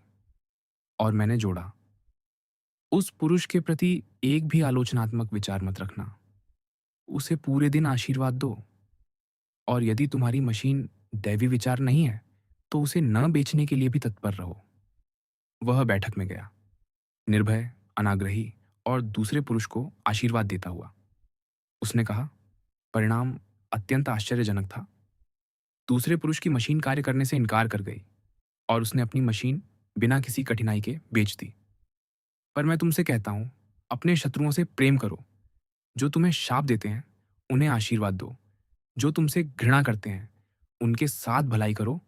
और जो तुम्हारा दुरुपयोग और उत्पीड़न करते हैं, उनके लिए प्रार्थना करो। सद्भावना उस व्यक्ति के चारों ओर एक महान संरक्षण आभा उत्पन्न करती है, जो उसे भेजता है। और कोई भी अस्त्र जो उसके विरुद्ध बनाया जाए, सफल नहीं होगा। दूसरे शब्दों में, प्रेम और सद्भावना मनुष्य के भीतर के शत्रुओं का विनाश कर देते हैं। इसीलिए बाह्य स्तर पर उसके कोई शत्रु नहीं रहते। उसके लिए पृथ्वी पर शांति है, जो मनुष्यों के प्रति सद्भावना भेजता है। अध्याय 4, अनाग्रह का नियम। पृथ्वी पर कोई भी वस्तु एक पूर्णतः अनाग्रही व्यक्ति का प्रतिरोध नहीं कर सकती। चीनी कहते हैं कि जल सबसे शक्तिशाली तत्व है, क्योंकि वह पूर्णतः अनाग्रही है। वह चट्टान को घिस सकता है और अपने मार्ग में आने वाली हर वस्तु को बहा ले जाता है। जूसस क्राइस्ट ने कहा, बुराई का प्रतिरोध मत करो, क्योंकि वे जानते थे कि वास्तविकता में कोई बुराई है ही नहीं। अतः प्रतिरोध करने के लिए कुछ है ही नहीं। बुराई मनुष्य की व्यर्थ कल्पना से उत्पन्न हुई है, या दो शक्तियों, भलाई और बुराई, में विश्वास से। एक प्राचीन कथा है कि अडाम और ईव ने माया मोह के वृक्ष का फल खाया और एक के स्थान पर दो शक्तियों को देखने लगे, परमेश्वर के स्थान पर। अतः बुराई एक मिथ्या नियम है, जिसे मनुष्य ने स्वयं अपने लिए बना लिया है, मनोमाया अथवा आत्मा निद्रा के कारण। आत्मा निद्रा का अर्थ है कि मनुष्य की आत्मा जातीय विश्वासों, पाप, रोग और मृत्यु आदि द्वारा सम्मोहित हो गई है, जो स्थूल अथवा नश्वर विचार हैं, और उसके जीवन प्रसंग उसकी ही भ्रांतियों का बाह्य चित्र बन गए हैं। हमने पूर्व अध्याय में पढ़ा है कि मनुष्य की आत्मा उसका अवचेतन मन है, और वह जो कुछ भी गहराई से अनुभव करता है, भला या बुरा, वही उसका विश्वासी सेवक बाह्य रूप में प्रकट कर देता है। उसका शरीर और परिस्थितियां वही दर्शाती हैं, जिनकी वह कल्पना करता रहा है। रोगी ने रोग की कल्पना की है, दरिद्र ने दरिद्रता की, और धनी ने संपत्ति की। लोग प्रायः कहते हैं, एक छोटा बच्चा रोग को क्यों आकर्षित करता है, जब वह इतना छोटा है कि उसका अर्थ भी नहीं जानता। मैं उत्तर देती हूँ कि बच्चे अत्यंत संवेदनशील और ग्रहणशील होते हैं, और वे अपने विषय में दूसरों के विचारों को ग्रहण कर लेते हैं, और प्रायः अपने माता पिता के भय को बाह्य रूप दे देते हैं। मैंने एक बार एक आध्यात्मविद को कहते सुना, यदि तुम अपने अवचेतन मन को स्वयं संचालित नहीं करोगे, तो कोई अन्य उसे संचालित करेगा। माताएं प्रायः अनजाने में अपने बच्चों के लिए रोग और विपत्ति को आकर्षित कर लेती हैं, क्योंकि वे उन्हें निरंतर भय के विचारों में रखती हैं और लक्षणों की प्रतीक्षा करती रहती हैं। उदाहरण के लिए, एक मित्र ने एक स्त्री से पूछा कि क्या उसकी छोटी लड़की को खसरा हो चुका है। उसने तुरंत उत्तर दिया, अभी नहीं। यह इस बात का संकेत था कि वह रोग की अपेक्षा कर रही थी, और इस प्रकार वह अपने तथा अपने बच्चे के लिए उस वस्तु का मार्ग तैयार कर रही थी, जिसे वह नहीं चाहती थी। परंतु जो मनुष्य सही चिंतन में केंद्रित और स्थापित होता है, जो अपने सह मनुष्य के प्रति केवल सद्भावना भेजता है, और जो भय से मुक्त है, उसे अन्य लोगों के नकारात्मक विचार स्पर्श भी नहीं कर सकते। वास्तव में वह केवल शुभ विचार ही ग्रहण कर सकता है, क्योंकि वह स्वयं केवल शुभ विचार ही भेजता है। प्रतिरोध नर्क है, क्योंकि यह मनुष्य को यातना की अवस्था में रखता है। एक आध्यात्मविद ने एक बार मुझे जीवन के खेल की प्रत्येक चाल को साधने का एक अद्भुत सूत्र दिया। यह अनाग्रह की चरम अवस्था है। उसने इसे इस प्रकार बताया। एक समय मैं बच्चों का बपतिस्मा करता था और स्वाभाविक है कि उनके अनेक नाम होते थे। अब मैं बच्चों का बपतिस्मा नहीं करता, बल्कि घटनाओं का करता हूँ। पर प्रत्येक घटना को मैं एक ही नाम देता हूँ। यदि मुझे असफलता मिलती है, तो मैं उसका बपतिस्मा सफलता के नाम से करता हूँ। पिता, पुत्र और पवित्र आत्मा के नाम पर। इसमें हम रूपांतरण के महान नियम को देखते हैं, जो अनाग्रह पर आधारित है। अपने बोले हुए शब्द के माध्यम से प्रत्येक असफलता सफलता में रूपांतरित हो गई। उदाहरण के लिए, एक स्त्री जिसे धन की आवश्यकता थी और जो समृद्धि के आध्यात्मिक नियम को जानती थी, व्यापारिक रूप से निरंतर एक ऐसे पुरुष के संपर्क में आ रही थी जो उसे अत्यंत निर्धन होने का अनुभव कराता था। वह अभाव और सीमितता की बातें करता था और वह उसके दरिद्रता भावों को ग्रहण करने लगी। इसलिए वह उससे घृणा करने लगी और अपनी असफलता के लिए उसे दोष देने लगी। वह जानती थी कि अपनी आपूर्ति को प्रकट करने के लिए उसे पहले यह अनुभव करना होगा कि उसने उसे प्राप्त कर लिया है। समृद्धि का भाव उसकी अभिव्यक्ति से पहले आना चाहिए। एक दिन उसे यह बोध हुआ कि वह परिस्थिति का प्रतिरोध कर रही है और एक के स्थान पर दो शक्तियों को देख रही है। तब उसने उस पुरुष को आशीर्वाद दिया और परिस्थिति का बपतिस्मा सफलता नाम से कर दिया। उसने उद्घोष किया, चूंकि केवल एक ही शक्ति है, परमेश्वर, अतः यह पुरुष मेरे कल्याण और समृद्धि के लिए यहाँ है। ठीक उसी के विपरीत जैसा वह प्रतीत हो रहा था, शीघ्र ही उसी पुरुष के माध्यम से उसकी भेंट एक स्त्री से हुई जिसने उसकी सेवा के प्रतिफल स्वरूप उसे कई हजार डॉलर दिए और वह पुरुष दूर नगर चला गया और उसके जीवन से सामंजस्यपूर्ण रूप से विलीन हो गया। यह उद्घोष करो, प्रत्येक मनुष्य मेरे कल्याण की श्रृंखला की एक स्वर्णिम कड़ी है, क्योंकि सभी मनुष्य परमेश्वर की अभिव्यक्ति है, जो स्वयं मनुष्य द्वारा दिए गए अवसर की प्रतीक्षा कर रहे हैं ताकि उसके जीवन की दैवी योजना की सेवा कर सके। अपने शत्रु को आशीर्वाद दो और तुम उसके शस्त्र छीन लेते हो। उसके बाण आशीर्वादों में रूपांतरित हो जाएंगे। यह नियम राष्ट्रों पर भी उतना ही सत्य है जितना व्यक्तियों पर। किसी राष्ट्र को आशीर्वाद दो, उसके प्रत्येक निवासी के प्रति प्रेम और सद्भावना भेजो, और वह तुम्हें हानि पहुंचाने की शक्ति से वंचित हो जाता है। मनुष्य अनाग्रह का सही अर्थ केवल आध्यात्मिक समझ के माध्यम से ही ग्रहण कर सकता है। मेरे विद्यार्थियों ने प्रायः कहा है, मैं पायदान नहीं बनना चाहता। मैं उत्तर देती हूँ, जब तुम अनाग्रह को बुद्धिमत्ता के साथ प्रयोग करते हो, तब कोई भी तुम्हारे ऊपर चल नहीं सकता। एक और उदाहरण। एक दिन मैं एक महत्वपूर्ण टेलीफोन कॉल की अत्यंत अधीरता से प्रतीक्षा कर रही थी। आने वाली प्रत्येक कॉल का मैंने प्रतिरोध किया और स्वयं कोई कॉल नहीं की, यह सोचकर कि कहीं वह मेरी प्रतीक्षित कॉल में बाधा न डाल दे। दैवी विचार कभी टकराते नहीं, कॉल उचित समय पर आएगी, ऐसा कहकर उसे अनंत बुद्धि पर छोड़ देने के स्थान पर मैंने स्वयं ही सब कुछ संचालित करना प्रारंभ कर दिया। मैंने युद्ध को अपना बना लिया, परमेश्वर का नहीं, और तनाव तथा चिंता में बनी रही। लगभग 1 घंटे तक घंटी नहीं बजी। तब मैंने फोन की ओर देखा और पाया कि रिसीवर उतने ही समय से उठा हुआ था और फोन कटा हुआ था।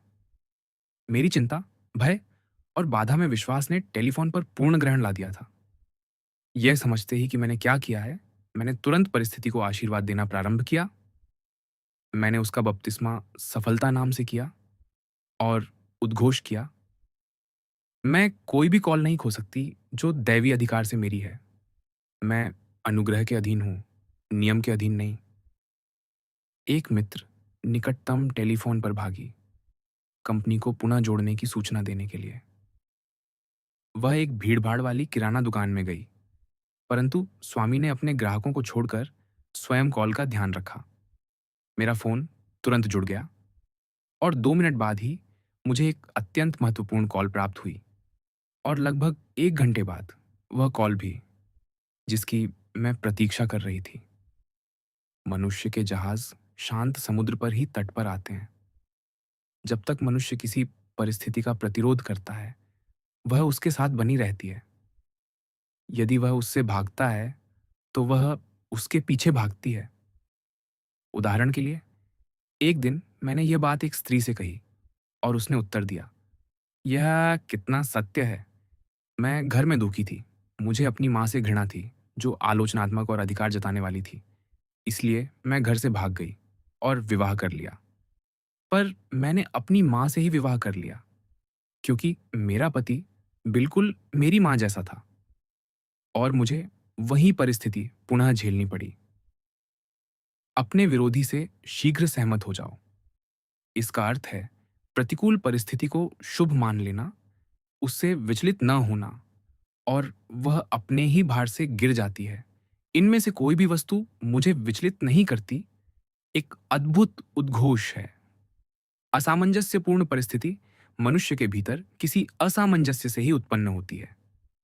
जब उसके भीतर किसी असामंजस्यपूर्ण परिस्थिति के प्रति कोई भावनात्मक प्रतिक्रिया नहीं रहती, तो वह उसके मार्ग से सदा के लिए लुप्त हो जाती है। अतः हम देखते हैं कि मनुष्य का कार्य सदा स्वयं के साथ ही होता है। लोग मुझसे कहते हैं, मेरे पति या मेरे भाई को बदलने के लिए उपचार दीजिए। मैं उत्तर देती हूँ, नहीं, मैं तुम्हें बदलने के लिए उपचार दूंगी। जब तुम बदलोगे, तुम्हारे पति और तुम्हारा भाई भी बदल जाएंगे। मेरी एक विद्यार्थी को झूठ बोलने की आदत थी। मैंने उससे कहा कि यह असफलता की विधि है और यदि वह झूठ बोलेगी, तो उससे झूठ बोला जाएगा। उसने उत्तर दिया, मुझे परवाह नहीं, मैं झूठ बोले बिना चल ही नहीं सकती। एक दिन वह टेलीफोन पर एक ऐसे पुरुष से बात कर रही थी, जिससे वह अत्यंत प्रेम करती थी। उसने मेरी ओर मुड़कर कहा, मुझे उस पर विश्वास नहीं है। मैं जानती हूँ कि वह मुझसे झूठ बोल रहा है। मैंने उत्तर दिया, तुम स्वयं झूठ बोलती हो, इसलिए किसी न किसी को तुमसे झूठ बोलना ही होगा और निश्चित ही वह वही व्यक्ति होगा जिससे तुम सत्य सुनना चाहती हो। कुछ समय बाद मैं उससे मिली और उसने कहा, मैं झूठ बोलने से चंगी हो गई हूँ। मैंने पूछा, तुम्हें किसने चंगा किया? उसने उत्तर दिया, मैं एक ऐसी स्त्री के साथ रह रही थी जो मुझसे भी अधिक झूठ बोलती थी। मनुष्य प्रायः अपने दोषों को दूसरों में देखकर उनसे मुक्त हो जाता है। जीवन एक दर्पण है और हम अपने साहचर्यों में केवल स्वयं को ही प्रतिबिंबित पाते हैं। अतीत में जीना असफलता की विधि है और आध्यात्मिक नियम का उल्लंघन है। जीसस क्राइस्ट ने कहा, देखो, अभी स्वीकार्य समय है, अभी उद्धार का दिन है। लॉट की पत्नी ने पीछे मुड़कर देखा और वह नमक का खंभा बन गई। समय के डाकू अतीत और भविष्य हैं। मनुष्य को अतीत को आशीर्वाद देना चाहिए और यदि वह उसे बंधन में रखता है, तो उसे भूल जाना चाहिए और भविष्य को आशीर्वाद देना चाहिए, ये जानते हुए कि उसमें उसके लिए अनंत आनंद सुरक्षित है, परंतु पूर्णतः वर्तमान में जीना चाहिए। उदाहरण के लिए, एक स्त्री मेरे पास आई, शिकायत करते हुए कि उसके पास क्रिसमस उपहार खरीदने के लिए धन नहीं है। उसने कहा, पिछला वर्ष कितना भिन्न था।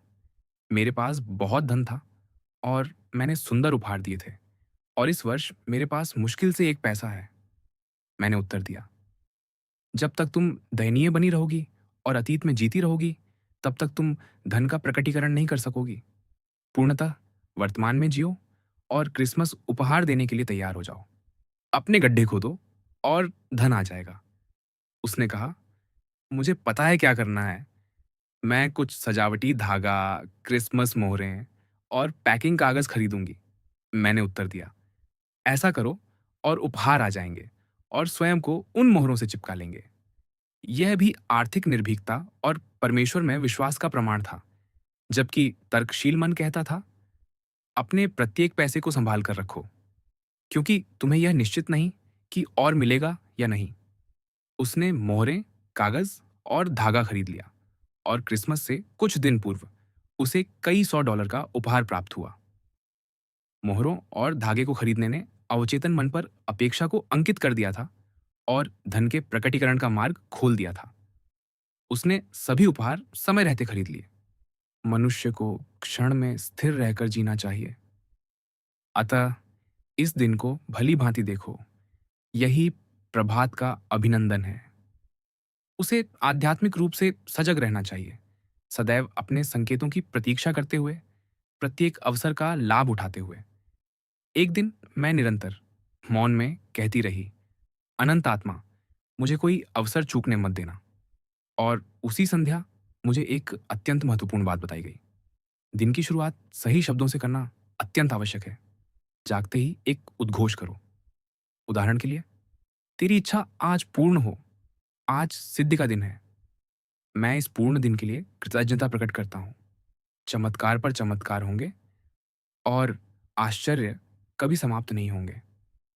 इसे आदत बना लो और मनुष्य अपने जीवन में चमत्कार और अद्भुत घटनाएं आते देखेगा।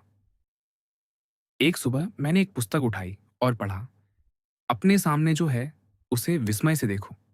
यह उस दिन का मेरा संदेश प्रतीत हुआ, इसलिए मैंने बार बार दोहराया, अपने सामने जो है उसे विस्मय से देखो। लगभग दोपहर के समय मुझे एक बड़ी धनराशि प्राप्त हुई, जिसकी मैं एक विशेष उद्देश्य के लिए इच्छा कर रही थी। आगामी अध्याय में मैं वे उद्घोष दूंगी जिन्हें मैंने अत्यंत प्रभावशाली पाया है। तथापि किसी उद्घोष का प्रयोग तब तक नहीं करना चाहिए जब तक वह अपनी चेतना को पूर्णतः संतुष्ट और आश्वस्त न कर दे। और प्रायः विभिन्न व्यक्तियों के अनुसार उद्घोषों में परिवर्तन किया जाता है। उदाहरण के लिए, निम्न उद्घोष ने अनेक लोगों को सफलता दिलाई है। मेरे पास एक अद्भुत कार्य है, अद्भुत रीति से। मैं अद्भुत सेवा देता हूं, अद्भुत पारिश्रमिक के लिए। मैंने अपनी एक विद्यार्थी को इसकी पहली दो पंक्तियां दी थीं और उसने अंतिम दो जोड़ दी। यह एक अत्यंत शक्तिशाली उद्घोष बन गया, क्योंकि पूर्ण सेवा के लिए पूर्ण पारिश्रमिक होना ही चाहिए और तुकबंदी अवचेतन में सहजता से उतर जाती है। वह इसे ऊंचे स्वर में गुनगुनाती रहती थी और शीघ्र ही उसे अद्भुत कार्य अद्भुत रीति से मिला और उसने अद्भुत सेवा अद्भुत पारिश्रमिक के लिए दी। एक अन्य विद्यार्थी, जो एक व्यवसायी था, ने इसे लिया और कार्य शब्द को व्यवसाय से बदल दिया। वह दोहराता रहा, मेरा अद्भुत व्यवसाय है, अद्भुत रीति से, और मैं अद्भुत सेवा देता हूं, अद्भुत पारिश्रमिक के लिए। उसी दोपहर उसने $41,000 का सौदा कर लिया, जबकि कई महीनों से उसके कार्य में कोई गतिविधि नहीं थी। प्रत्येक उद्घोष को सावधानी से शब्दबद्ध किया जाना चाहिए और उसे पूर्णतः संपूर्ण भूमि को आवृत करना चाहिए। उदाहरण के लिए, मैं एक ऐसी स्त्री को जानती थी जिसे अत्यंत आवश्यकता थी और उसने कार्य के लिए मांग की। उसे बहुत कार्य प्राप्त हुआ, परंतु उसे कभी भुगतान नहीं मिला। अब वह जानती है कि उसे यह जोड़ना चाहिए, अद्भुत सेवा अद्भुत पारिश्रमिक के लिए। मनुष्य का दैवी अधिकार है कि उसके पास प्रचुरता हो, पर्याप्त से भी अधिक। उसके कोठार भरे हों और उसका पात्र छलकता रहे। यही मनुष्य के लिए परमेश्वर का विचार है। और जब मनुष्य अपने ही चेतन में अभाव की बाधाओं को तोड़ देता है, तब स्वर्ण युग उसका होगा और उसके हृदय की प्रत्येक धर्मपूर्ण इच्छा पूर्ण होगी। अध्याय 5, कर्म का नियम और क्षमा का नियम। मनुष्य केवल वही प्राप्त करता है जो वह देता है। जीवन का खेल बूमरैंग का खेल है। मनुष्य के विचार, कर्म और शब्द आश्चर्यजनक शुद्धता के साथ शीघ्र या विलंब से उसी के पास लौट आते हैं। ये कर्म का नियम है, जो संस्कृत का शब्द है वापसी। मनुष्य जो बोता है वही काटता है। उदाहरण के लिए, मेरी एक मित्र ने मुझे अपनी ही कहानी सुनाई जो इस नियम को स्पष्ट करती है। उसने कहा, मैं अपना सारा कर्म अपनी मौसी पर बना लेती हूँ। मैं उनसे जो भी कहती हूँ, कोई ना कोई वही बात मुझसे कह देता है।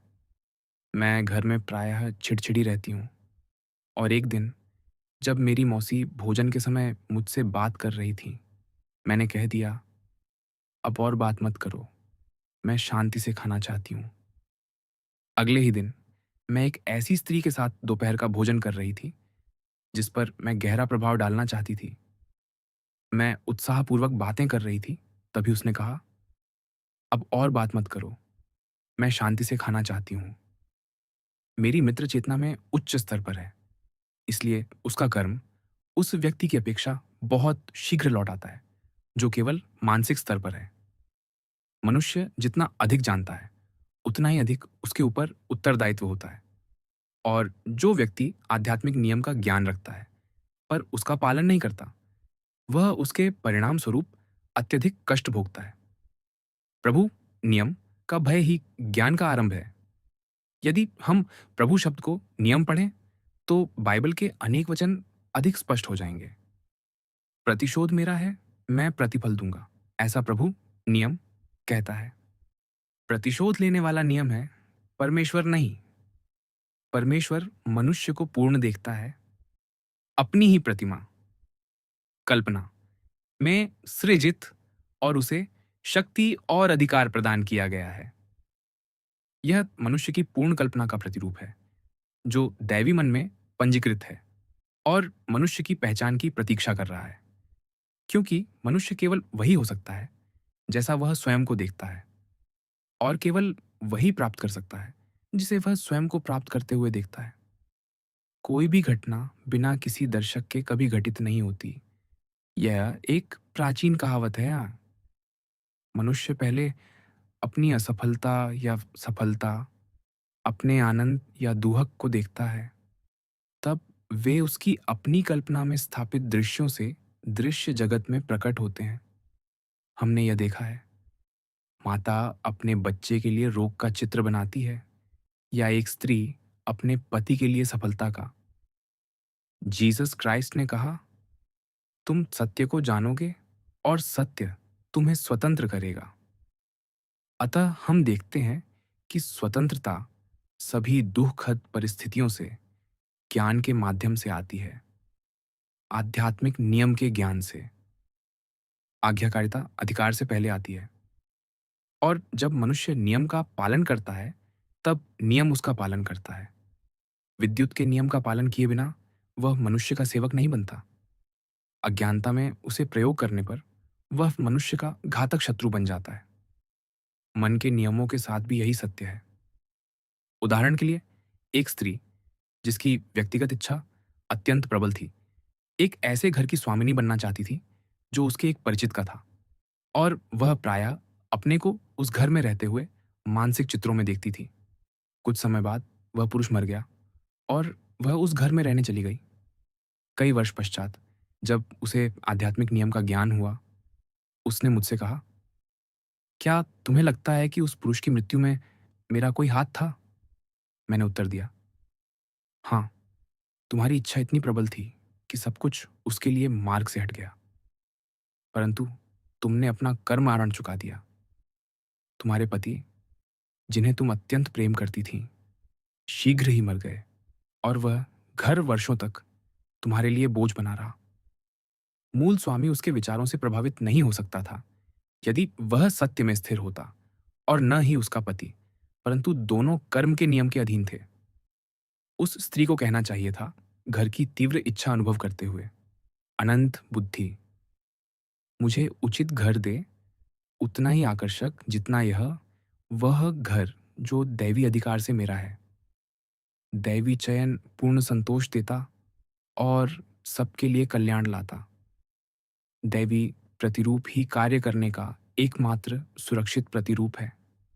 इच्छा एक प्रचंड शक्ति है और इसे सही मार्गों में निर्देशित किया जाना चाहिए, अन्यथा अराजकता उत्पन्न होती है।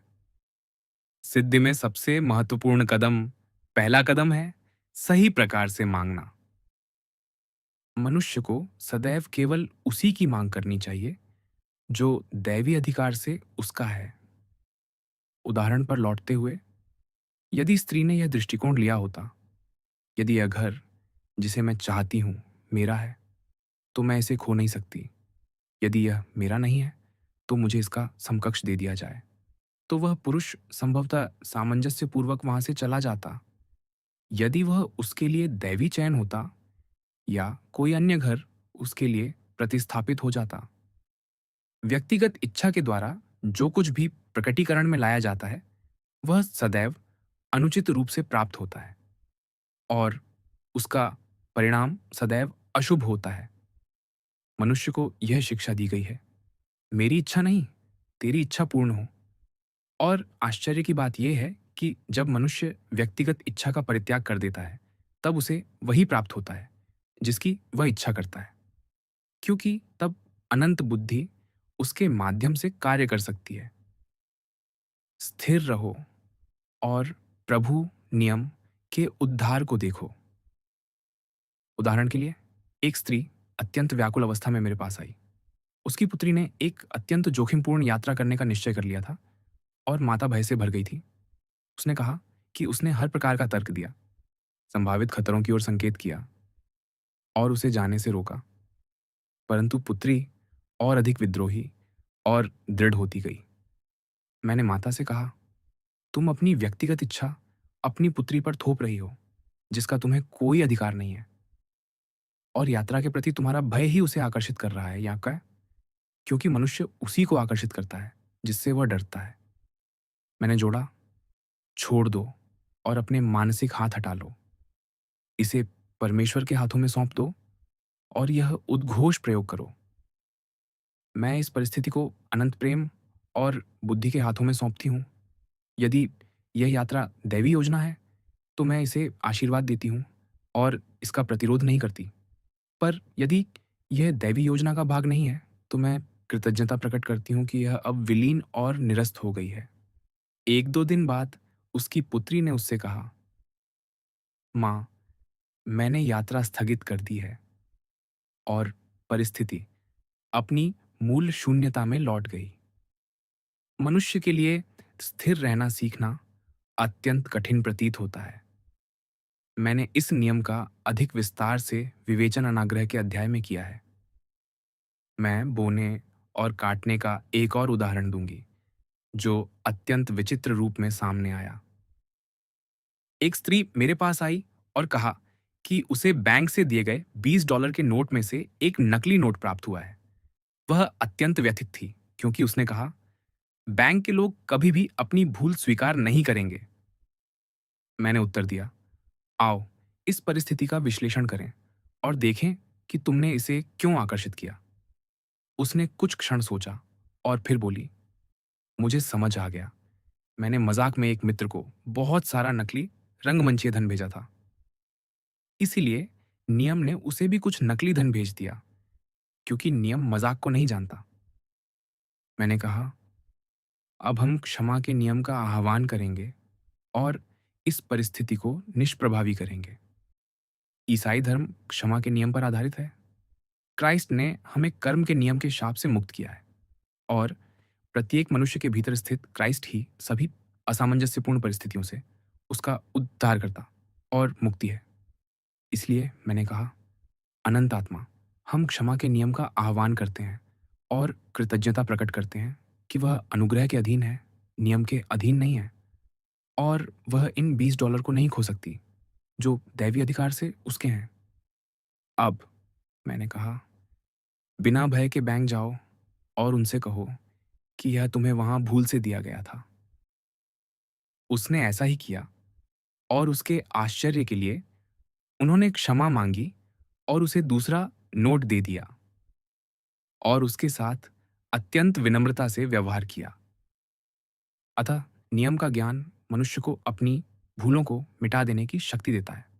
मनुष्य बाह्य जगत को वैसा बनने के लिए बाध्य नहीं कर सकता जैसा वह स्वयं भीतर से नहीं है। यदि वह समृद्ध चाहता है, तो उसे पहले चेतना में समृद्ध होना होगा। उदाहरण के लिए, एक स्त्री मेरे पास समृद्धि के लिए उपचार कराने आई। उसे अपने घरेलू कार्यों में बहुत कम रुचि थी और उसका घर अत्यंत अव्यवस्थित था। मैंने उससे कहा, यदि तुम समृद्ध होना चाहती हो, तो तुम्हें सुव्यवस्थित होना होगा। जिन पुरुषों के पास महान संपत्ति होती है, वे सभी सुव्यवस्थित होते हैं, और व्यवस्था स्वर्ग का पहला नियम है। मैंने जोड़ा, तुम सुईदान में जली हुई तीली रखकर कभी समृद्ध नहीं हो सकती। उसमें अच्छा हास्य बोध था और उसने तुरंत ही अपने घर को व्यवस्थित करना आरंभ कर दिया। उसने फर्नीचर को पुनः सजाया, दराजों को ठीक किया, कालीनों को साफ किया और शीघ्र ही एक बड़ा आर्थिक प्रकटीकरण हुआ। एक संबंधी से प्राप्त उपहार। वह स्त्री स्वयं भी रूपांतरित हो गई और वह बाह्य जगत के प्रति सजग रहकर और समृद्धि की अपेक्षा रखते हुए स्वयं को आर्थिक रूप से ऊर्जावान बनाए रखती है, यह जानते हुए कि परमेश्वर ही उसकी आपूर्ति है। बहुत से लोग इस तथ्य से अनजान हैं कि उपहार और वस्तुएं निवेश हैं और कि संग्रह और बचत प्रायः हानि की ओर ले जाती है। कोई ऐसा है जो बिखेरता है और फिर भी बढ़ता है, और कोई ऐसा है जो आवश्यकता से अधिक रोकता है पर वह दरिद्रता की ओर ले जाता है। उदाहरण के लिए, मैं एक ऐसे पुरुष को जानती थी जो फर लाइनिंग वाला ओवरकोट खरीदना चाहता था। वह और उसकी पत्नी कई दुकानों में गए पर कोई भी उसे पसंद नहीं आया। उसने कहा कि वे सभी बहुत सस्ते दिखते हैं। अंततः उसे एक कोट दिखाया गया जिसके बारे में विक्रेता ने कहा कि उसकी कीमत $1000 है, परंतु मौसम के अंत में होने के कारण प्रबंधक उसे $500 में देने को तैयार है। उसकी कुल आर्थिक संपत्ति लगभग $700 थी। तर्कशील मन कहता, तुम लगभग सारी पूंजी एक कोट पर खर्च नहीं कर सकते। पर वह अत्यंत अंतर्ज्ञानी था और उसने तर्क नहीं किया। उसने अपनी पत्नी की ओर मुड़कर कहा, यदि मैं यह कोट ले लूं तो मैं बहुत सारा धन कमाऊंगा। उसकी पत्नी ने दुर्बल सहमति दे दी। लगभग 1 महीने बाद उसे $10,000 का कमीशन प्राप्त हुआ। उस कोट ने उसे इतना समृद्ध अनुभव कराया कि वह सफलता और समृद्धि से जुड़ गया। उस कोट के बिना उसे वह कमीशन नहीं मिलता। वह एक ऐसा निवेश था जिसने बड़े लाभांश दिए। यदि मनुष्य खर्च करने या देने की इन अंतःप्रेरणाओं की उपेक्षा करता है तो वही धन किसी नीरस या दुर्छद मार्ग से चला जाता है। उदाहरण के लिए, एक स्त्री ने मुझे बताया कि धन्यवाद दिवस पर उसने अपने परिवार से कहा कि वे धन्यवाद भोज का खर्च वहन नहीं कर सकते। उसके पास धन था पर उसने उसे बचाने का निश्चय किया। कुछ दिनों बाद किसी ने उसके कमरे में प्रवेश किया और दराज से ठीक उतनी ही राशि चुरा ली जितनी उस भोजन पर खर्च होती। नियम सदैव उस मनुष्य के पीछे खड़ा रहता है जो बुद्धिमत्ता के साथ निर्भय होकर खर्च करता है। उदाहरण के लिए, मेरी एक शिष्या अपने छोटे भतीजे के साथ खरीदारी कर रही थी। बच्चा एक खिलौने के लिए जिद करने लगा और उसने उससे कहा कि वह उसे खरीदने का सामर्थ्य नहीं रखती। उसी क्षण उसे बोध हुआ कि वह अभाव को खोज रही है और परमेश्वर को अपनी आपूर्ति के रूप में नहीं पहचान रही है। इसीलिए उसने खिलौना खरीद लिया और घर लौटते समय सड़क पर उसे ठीक उतनी ही राशि मिल गई जितनी उसने उस पर खर्च की थी। मनुष्य की आपूर्ति असीम और अचूक होती है जब उस पर पूर्ण विश्वास किया जाता है, परंतु विश्वास या भरोसा प्रकटीकरण से पहले आना चाहिए। जैसा तुम्हारा विश्वास है वैसा ही तुम्हारे लिए हो। विश्वास आशा की गई वस्तुओं का आधार है और न देखी गई बातों का प्रमाण है, क्योंकि विश्वास दृष्टि को स्थिर रखता है। प्रतिकूल चित्र विलीन और नष्ट हो जाते हैं और उचित समय पर हम काटेंगे यदि हम हिम्मत ना हारें। जीसस क्राइस्ट शुभ समाचार, सुसमाचार लेकर आए कि कर्म के नियम से भी उच्चतर एक नियम है और वह नियम कर्म के नियम को अतिक्रमित करता है। वह अनुग्रह अथवा क्षमा का नियम है। यह वह नियम है जो मनुष्य को कारण और प्रभाव के नियम, परिणाम के नियम से मुक्त करता है। अनुग्रह के अधीन, नियम के अधीन नहीं। हमें बताया गया है कमेन है कि इस स्तर पर मनुष्य वहां भी काटता है जहां उसने बोया नहीं। परमेश्वर के उपहार उस पर सहज ही उंडेल दिए जाते हैं। राज्य में जो कुछ है वह सब उसका है। यह निरंतर आनंद की अवस्था उस मनुष्य की प्रतीक्षा करती है जिसने जातीय या सांसारिक चेतना पर विजय पाली है। सांसारिक चेतना में क्लेश है, पर जीसस क्राइस्ट ने कहा, ढाढ़स रखो, मैंने संसार पर विजय पाई है। सांसारिक चेतना पाप, रोग और मृत्यु की चेतना है। उन्होंने उनकी पूर्ण असत्यता को देखा और कहा कि रोग और शोक मिट जाएंगे और मृत्यु स्वयं, जो अंतिम शत्रु है, पराजित होगी। अब हम वैज्ञानिक दृष्टि से जानते हैं कि मृत्यु को अवचेतन मन पर शाश्वत यौवन और शाश्वत जीवन की दृढ़ मान्यता अंकित करके पराजित किया जा सकता है।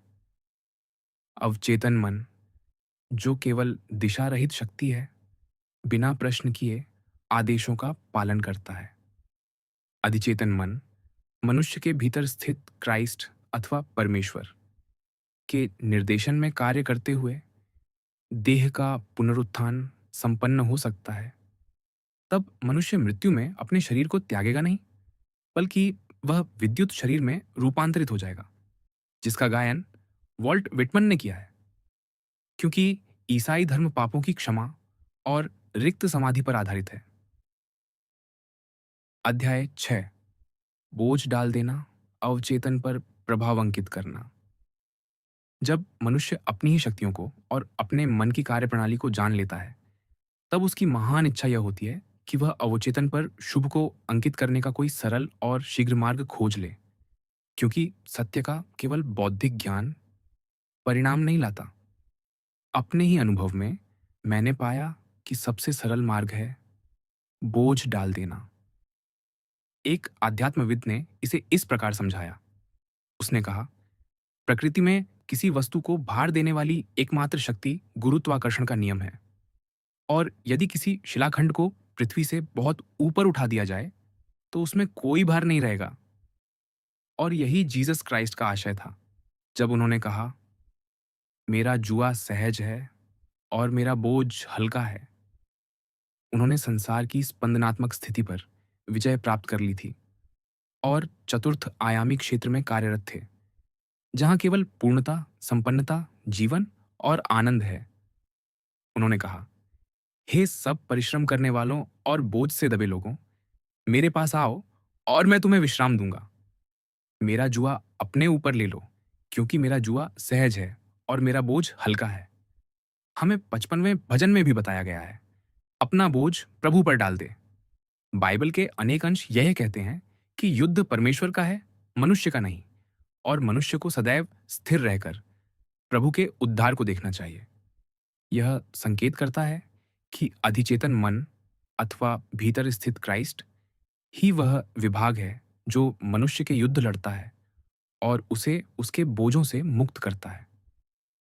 अतः हम देखते हैं कि यदि मनुष्य बोझ उठाए रहता है तो वह नियम का उल्लंघन करता है, और बोझ एक प्रतिकूल विचार या परिस्थिति है जिसकी जड़ अवचेतन में होती है। चेतन या तर्कशील मन से अवचेतन को निर्देशित करना लगभग असंभव प्रतीत होता है, क्योंकि तर्कशील मन अपनी धारणाओं में सीमित होता है और संदेहों तथा भय से भरा रहता है। इसलिए यह कितना वैज्ञानिक है कि बोझ को अधिचेतन मन अथवा भीतर स्थित क्राइस्ट पर डाल दिया जाए, जहां वह हल्का हो जाता है अथवा अपनी मूल शून्यता में विलीन हो जाता है।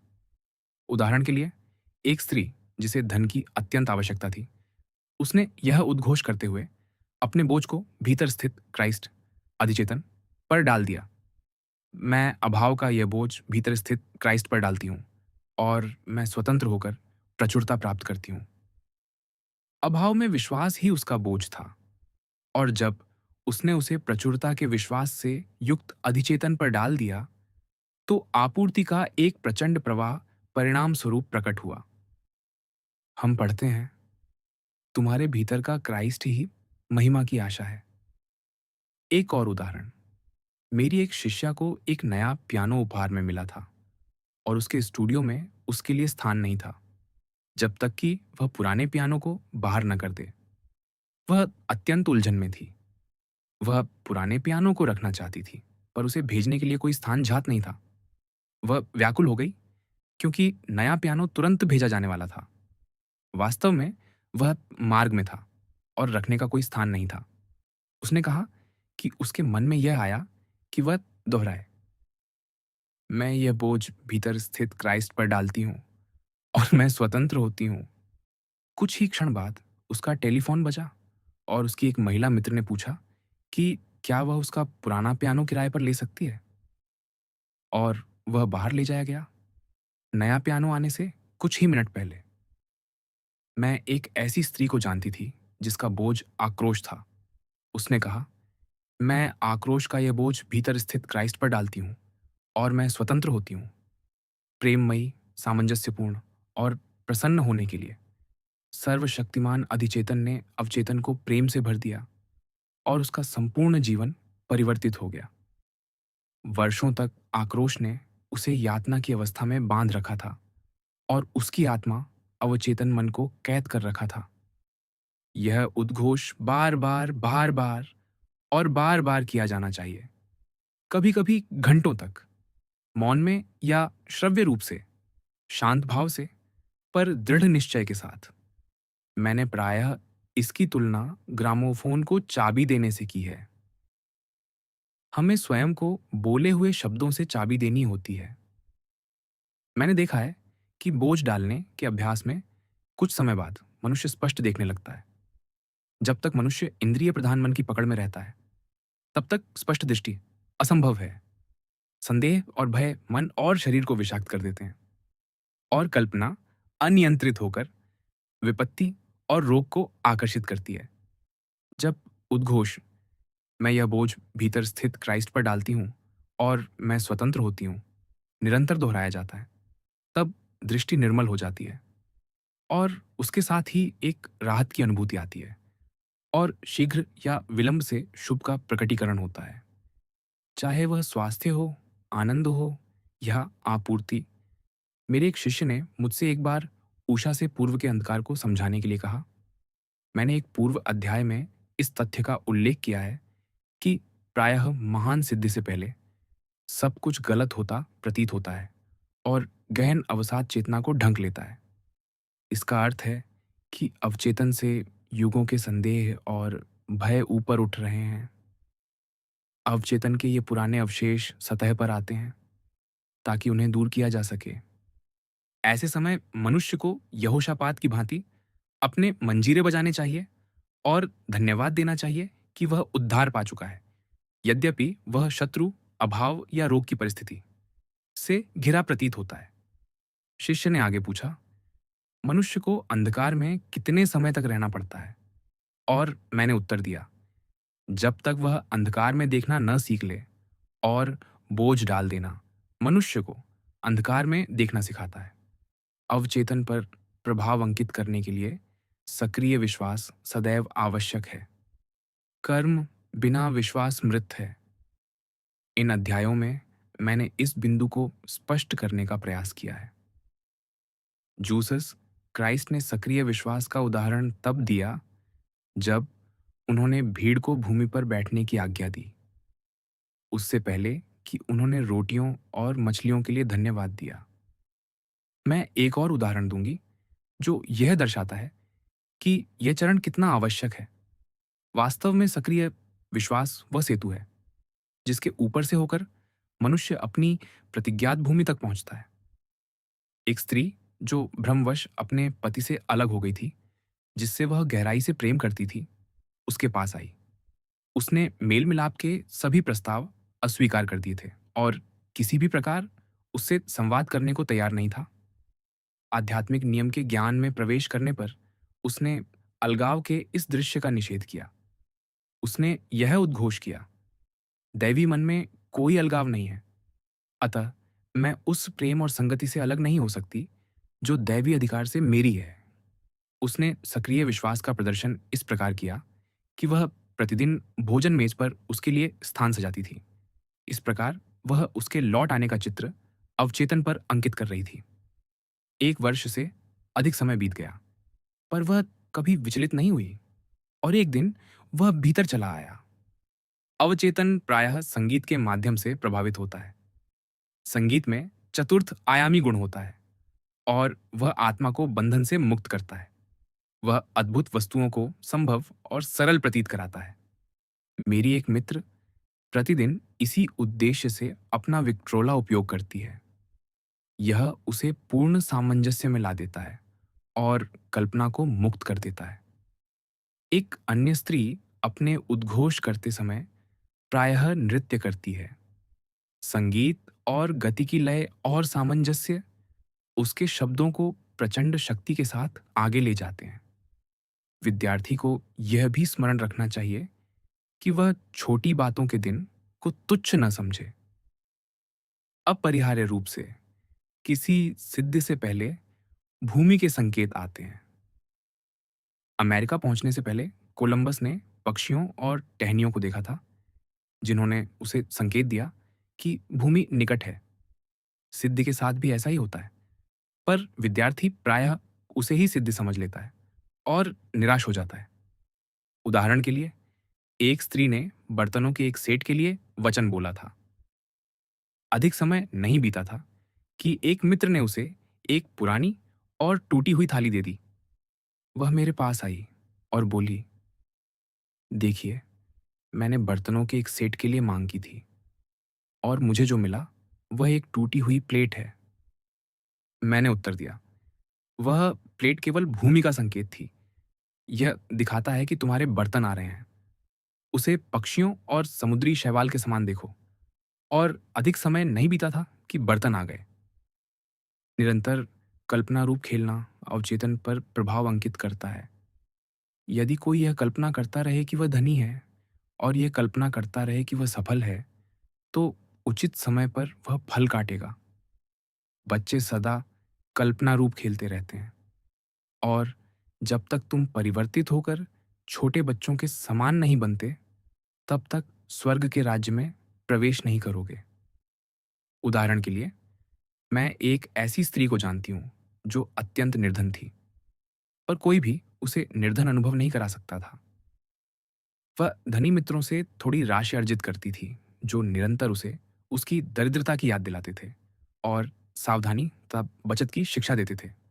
उनकी सभी चेतावनियों के बावजूद वह अपनी पूरी आय एक टोपी पर खर्च कर देती या किसी को उपहार दे देती और उन्मत्त आनंद की अवस्था में रहती। उसके विचार सदैव सुंदर वस्त्रों और अंगूठियों और आभूषणों पर केंद्रित रहते थे, पर बिना किसी ईर्ष्या के। वह अद्भुतता के संसार में रहती थी और केवल संपन्नता ही उसे वास्तविक प्रतीत होती थी। अधिक समय नहीं बीता कि उसने एक धनी पुरुष से विवाह कर लिया और अंगूठियां और आभूषण दृश्य रूप में प्रकट हो गए।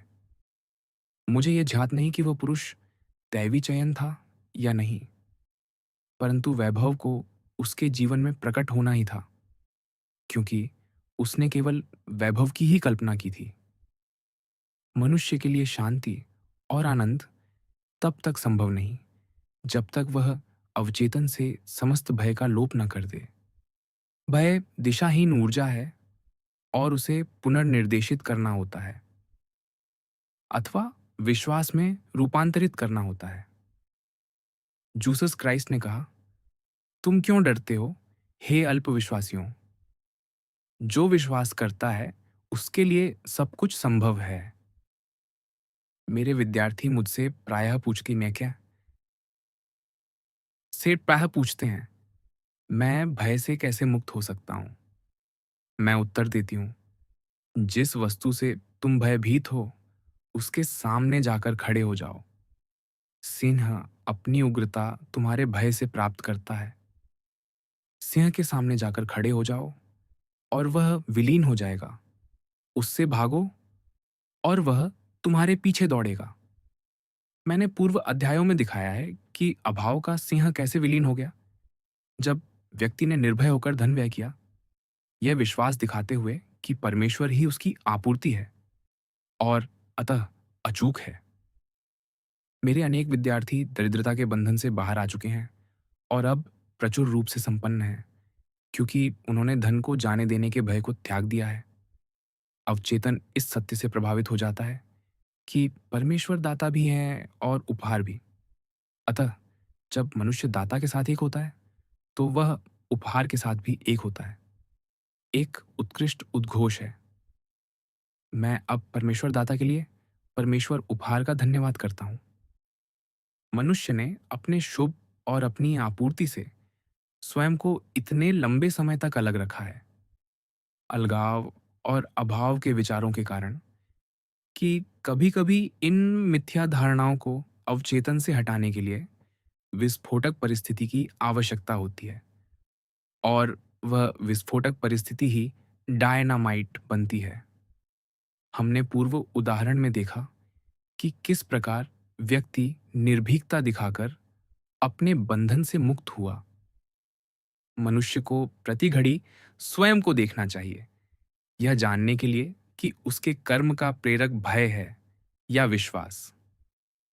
आज ही चुन लो कि तुम किसकी सेवा करोगे, भय की या विश्वास की।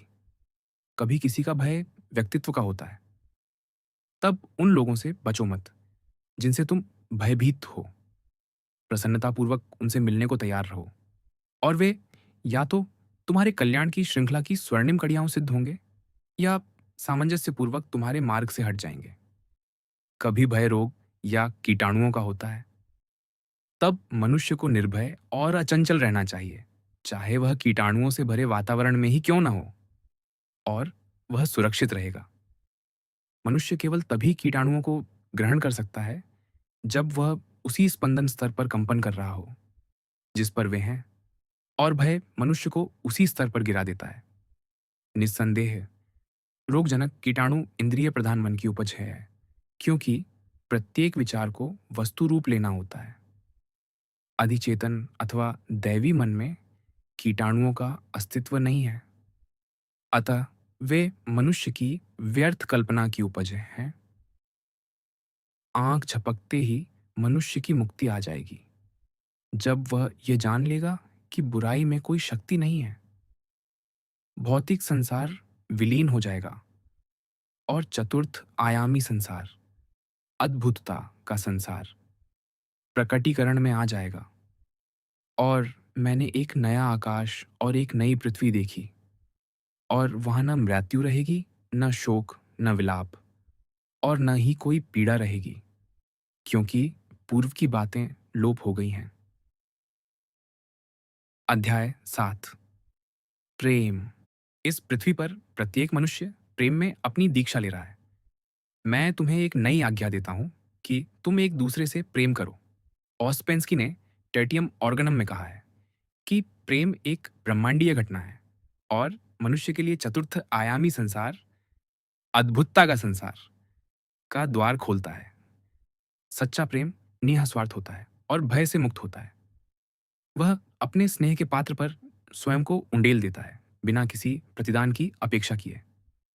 उसका आनंद देने के आनंद में ही होता है।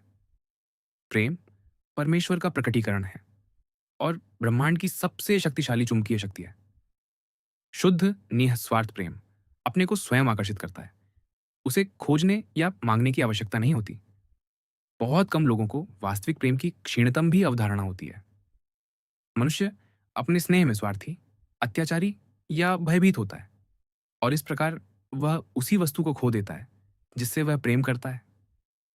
ईर्ष्या प्रेम की सबसे बड़ी शत्रु है, क्योंकि कल्पना उच्छृंखल हो उठती है, प्रिय को किसी अन्य की ओर आकर्षित होते हुए देखती है, और यदि इन भय को निष्प्रभावी न किया जाए तो वे अनिवार्यतः वस्तु रूप ले लेते हैं।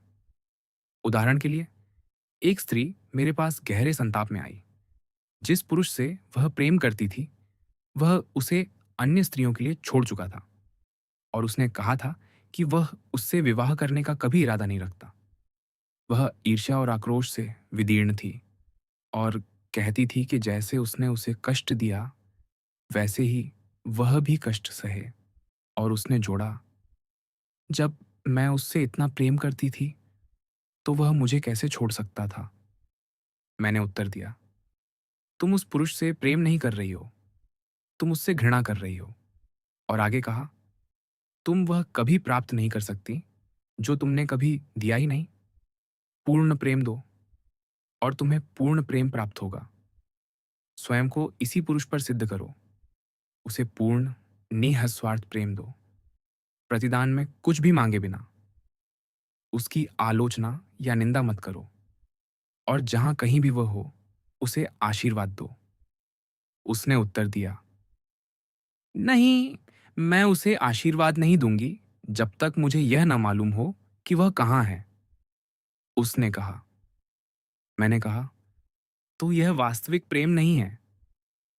जब तुम वास्तविक प्रेम भेजोगी, वास्तविक प्रेम तुम्हारे पास लौटेगा, या तो इसी पुरुष से या उसके समकक्ष से, क्योंकि यदि यह पुरुष दैवी चयन नहीं है, तो तुम उसे चाहोगी ही नहीं। जैसे तुम परमेश्वर के साथ एक हो, वैसे ही तुम उस प्रेम के साथ भी एक हो, जो दैवी अधिकार से तुम्हारा है। कई महीने बीत गए और परिस्थितियां लगभग वैसी ही रहीं, पर वह निष्ठापूर्वक अपने ऊपर कार्य कर रही थी।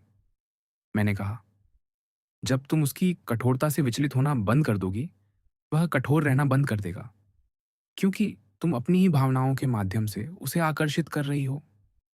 तब मैंने उसे भारत के एक बंधुत्व के विषय में बताया, जो एक दूसरे से कभी सुप्रभात नहीं कहते थे। वे इन शब्दों का प्रयोग करते थे, मैं तुम्हारे भीतर स्थित दिव्यता को नमन करता हूँ। वे प्रत्येक मनुष्य में और जंगल के हिंस्र पशुओं में भी दिव्यता को नमन करते थे, और उन्हें कभी कोई हानि नहीं पहुंची, क्योंकि वे प्रत्येक जीवित वस्तु में केवल परमेश्वर को ही देखते थे। मैंने कहा, इस पुरुष में स्थित दिव्यता को नमन करो और कहो, मैं केवल तुम्हारे दैवीय स्वरूप को देखती हूँ। मैं तुम्हें वैसे ही देखती हूँ जैसे परमेश्वर तुम्हें देखता है, पूर्ण, उसकी छवि और सदृश्यता में निर्मित। उसने पाया कि वह अधिक संतुलित होती जा रही है और धीरे धीरे उसका आक्रोश समाप्त हो रहा है। वह एक कैप्टन था और वह उसे सदा द कैप कहकर पुकारती थी। एक दिन उसने अचानक कहा, ईश्वर द कैप को जहां कहीं भी वह हो, आशीर्वाद दे। मैंने उत्तर दिया, अब यह वास्तविक प्रेम है, और जब तुम एक पूर्ण वृत्त बन जाओगी और परिस्थिति से विचलित होना बंद कर दोगी, तब तुम्हें उसका प्रेम मिलेगा या उसका समकक्ष आकर्षित होगा। मैं उन दिनों स्थान परिवर्तन कर रही थी और मेरे पास टेलीफोन नहीं था, अतः कुछ सप्ताह तक उससे संपर्क नहीं रहा। एक सुबह मुझे उसका पत्र मिला, जिसमें लिखा था, हमारा विवाह हो गया है। सबसे पहले अवसर पर मैं उससे मिलने गई। मेरे प्रथम शब्द थे, क्या हुआ? वह बोली, ओह, एक चमत्कार। एक दिन मैं जागी और समस्त पीड़ा समाप्त हो चुकी थी। उसी संध्या मैं उससे मिली और उसने मुझसे विवाह करने को कहा। लगभग एक सप्ताह में हमारा विवाह हो गया और मैंने उससे अधिक समर्पित पुरुष कभी नहीं देखा। एक पुरानी कहावत है, कोई मनुष्य तुम्हारा शत्रु नहीं, कोई मनुष्य तुम्हारा मित्र नहीं, प्रत्येक मनुष्य तुम्हारा शिक्षक है। अतः मनुष्य को निरपेक्ष होना चाहिए और यह सीखना चाहिए कि प्रत्येक व्यक्ति उसे क्या सिखाने आया है, और शीघ्र ही वह अपने पाठ सीखकर मुक्त हो जाएगा। उस स्त्री का प्रिय उसे निस्वार्थ प्रेम सिखा रहा था, जिसे प्रत्येक मनुष्य को देर सबेर सीखना ही होता है। मनुष्य के विकास के लिए कष्ट आवश्यक नहीं है, वह आध्यात्मिक नियम के उल्लंघन का परिणाम है। परंतु बहुत कम लोग बिना कष्ट के अपनी आत्मिक निद्रा से जागते प्रतीत होते हैं। जब लोग सुखी होते हैं तो प्रायः स्वार्थी हो जाते हैं और स्वयमेव कर्म का नियम सक्रिय हो जाता है।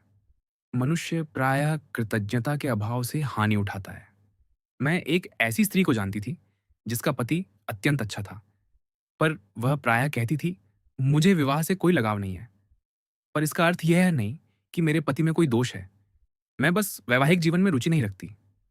उसकी अन्य रुचियां थीं और उसे शायद ही स्मरण रहता था कि उसका एक पति भी है। वह उसके विषय में केवल तब सोचती थी जब वह उसे देखती थी। एक दिन उसके पति ने कहा कि वह किसी अन्य स्त्री से प्रेम करता है और उसे छोड़ गया। वह मेरे पास दुख और आक्रोश में आई। मैंने उत्तर दिया, तुमने ठीक वही वचन बोया था। तुम कहती थी कि तुम्हें विवाह से कोई लगाव नहीं, अतः अवचेतन ने तुम्हें अविवाहित करने का कार्य कर दिया। उसने कहा, ओह हाँ, मैं समझती हूँ। लोग वही प्राप्त करते हैं जो वे चाहते हैं और फिर बहुत आहत अनुभव करते हैं। शीघ्र ही वह परिस्थिति के साथ पूर्ण सामंजस्य में आ गई और जान गई कि वे दोनों अलग रहकर अधिक सुखी थे। जब कोई स्त्री उदासीन या आलोचनात्मक हो जाती है और अपने पति के लिए प्रेरणा होना बंद कर देती है, तब पुरुष उनके प्रारंभिक संबंध की प्रेरणा को खो देता है और अशांत तथा असंतुष्ट हो जाता है।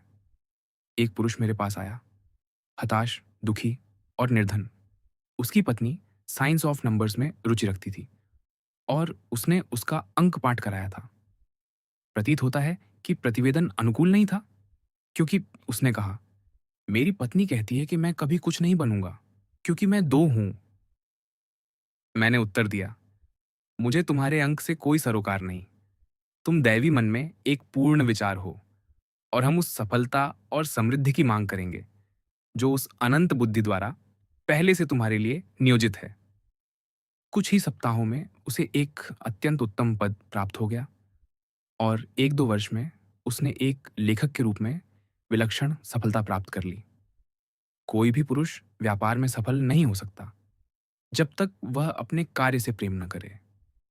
कलाकार जो चित्र प्रेम से बनाता है अपने कला प्रेम के कारण, वही उसका महानतम कार्य होता है। केवल जीविका के लिए बनाया गया कार्य सदा ही बोझ बन जाता है। कोई भी पुरुष धन को आकर्षित नहीं कर सकता यदि वह उससे घृणा करता है। बहुत से लोग दरिद्र बने रहते हैं क्योंकि वे कहते हैं, धन मेरे लिए कुछ भी नहीं है, और जिन लोगों के पास धन है मैं उनका तिरस्कार करता हूं। यही कारण है कि इतने अधिक कलाकार निर्धन होते हैं। धन के प्रति उनका तिरस्कार उन्हें उससे अलग कर देता है। मुझे स्मरण है, मैंने एक कलाकार को दूसरे के विषय में कहते सुना, वह कलाकार के रूप में कुछ नहीं है, उसके पास बैंक में पैसा है। यह मानसिक अवस्था निस्संदेह मनुष्य को उसकी आपूर्ति से अलग कर देती है। किसी वस्तु को आकर्षित करने के लिए मनुष्य का उसके साथ सामंजस्य में होना आवश्यक है। धन परमेश्वर का प्रकटीकरण है, अभाव और सीमाओं से मुक्ति के रूप में, परंतु उसे सदैव प्रवाह में बनाए रखना चाहिए और उचित उपयोगों में लगाया जाना चाहिए। संचय और कंजूसी भयानक प्रतिफल के साथ प्रतिक्रिया करते हैं। इसका यह अर्थ नहीं कि मनुष्य के पास घर और भूखंड, शेर और बांड ना हो, क्योंकि धर्मी मनुष्य के कोठार भरे रहेंगे। इसका अर्थ यह है कि यदि आवश्यकता का अवसर उपस्थित हो तो मनुष्य मूलधन तक को संचय कर बंद न रखे। उसे निर्भयता और प्रसन्नता से जाने देने में वह अधिक के आने का मार्ग खोल देता है, क्योंकि परमेश्वर मनुष्य की अचूक और अक्षय आपूर्ति है। धन के प्रति यही आध्यात्मिक दृष्टिकोण है और सार्वभौमिक महान बैंक कभी विफल नहीं होता। हम संचय का एक उदाहरण ग्रीड नामक चलचित्र के निर्माण में देखते हैं। एक स्त्री ने लॉटरी में $5000 जीते, पर उसने उन्हें व्यय नहीं किया।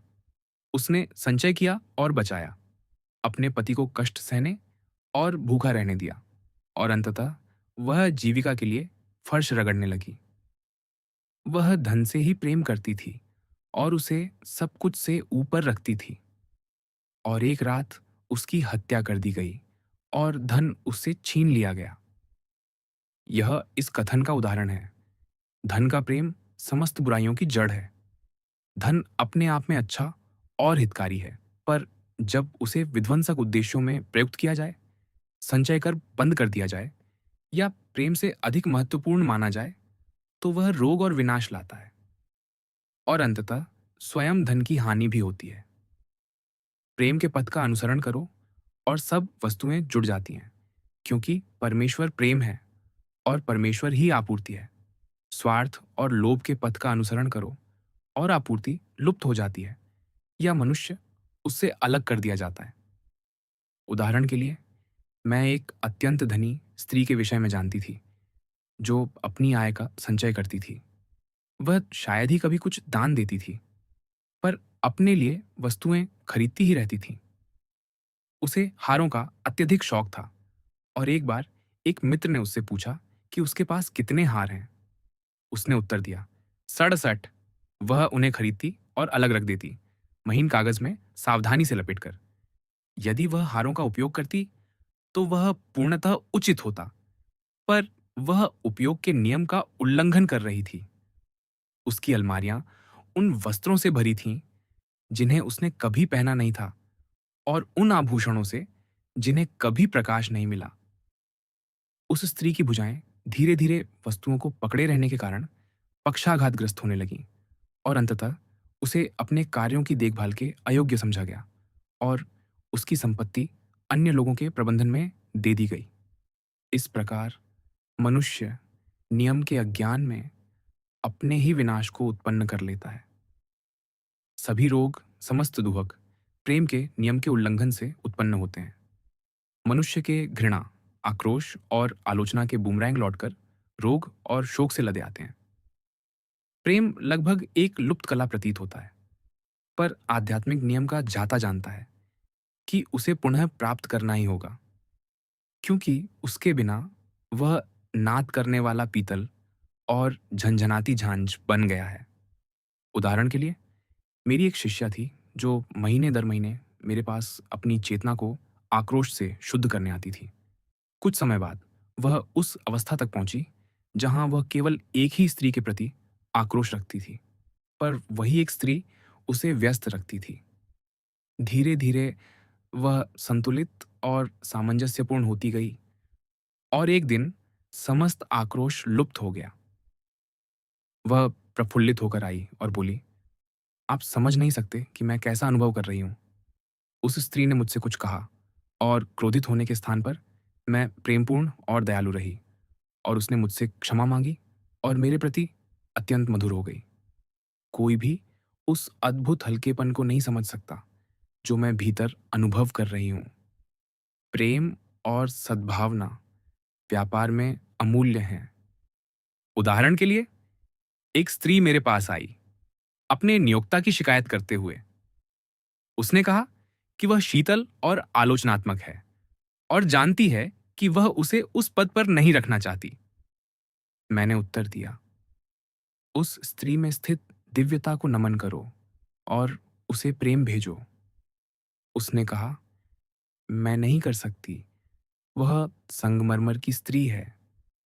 मैंने उत्तर दिया, तुम्हें उस मूर्तिकार की कथा स्मरण है जिसने संगमरमर के एक विशेष खंड की मांग की थी। उससे पूछा गया कि वह उसे क्यों चाहता है, और उसने उत्तर दिया, क्योंकि उस संगमरमर में एक देवदूत है, और उसी में से उसने एक अद्भुत कलाकृति उत्पन्न की। उसने कहा, ठीक है, मैं प्रयास करूंगी। एक सप्ताह बाद वह लौटी और बोली, मैंने वही किया जो आपने कहा था, और अब वह स्त्री अत्यंत कृपालु है और मुझे अपनी गाड़ी में घुमाने भी ले गई। लोग कभी-कभी इस बात के लिए पश्चात्ताप से भर जाते हैं कि उन्होंने किसी के साथ वर्षों पहले कोई कठोरता की थी। यदि उस भूल को सुधारा नहीं जा सकता, तो उसके प्रभाव को वर्तमान में किसी के प्रति दया करके निष्प्रभावी किया जा सकता है। मैं यह एक काम करता हूँ जो बातें पीछे रह गई हैं उन्हें भूलकर, और जो आगे हैं उनकी ओर बढ़ता हूँ। शोक, पश्चात्ताप और खेद शरीर की कोशिकाओं को नष्ट कर देते हैं और व्यक्ति के वातावरण को विषाक्त कर देते हैं। एक स्त्री ने मुझसे गहरे दुख में कहा, मेरे लिए प्रार्थना कीजिए कि मैं प्रसन्न और आनंदित हो सकूं, क्योंकि मेरा शोक मुझे अपने परिवार के सदस्यों के प्रति इतना चिड़चिड़ा बना देता है कि मैं निरंतर और अधिक कर्म बना रही हूँ। मुझसे एक ऐसी स्त्री के लिए प्रार्थना करने को कहा गया जो अपनी पुत्री के लिए शोक कर रही थी। मैंने हानि और अलगाव के समस्त विश्वास का निषेध किया और उद्घोष किया कि परमेश्वर ही उस स्त्री का आनंद, प्रेम और शांति है। स्त्री ने तुरंत संतुलन प्राप्त कर लिया, पर अपने पुत्र के द्वारा संदेश भेजा कि अब आगे प्रार्थना न की जाए, क्योंकि वह इतनी प्रसन्न है कि यह शालीन नहीं प्रतीत होता। इस प्रकार मृत्य मन अपने शोक और खेद से चिपके रहना पसंद करता है।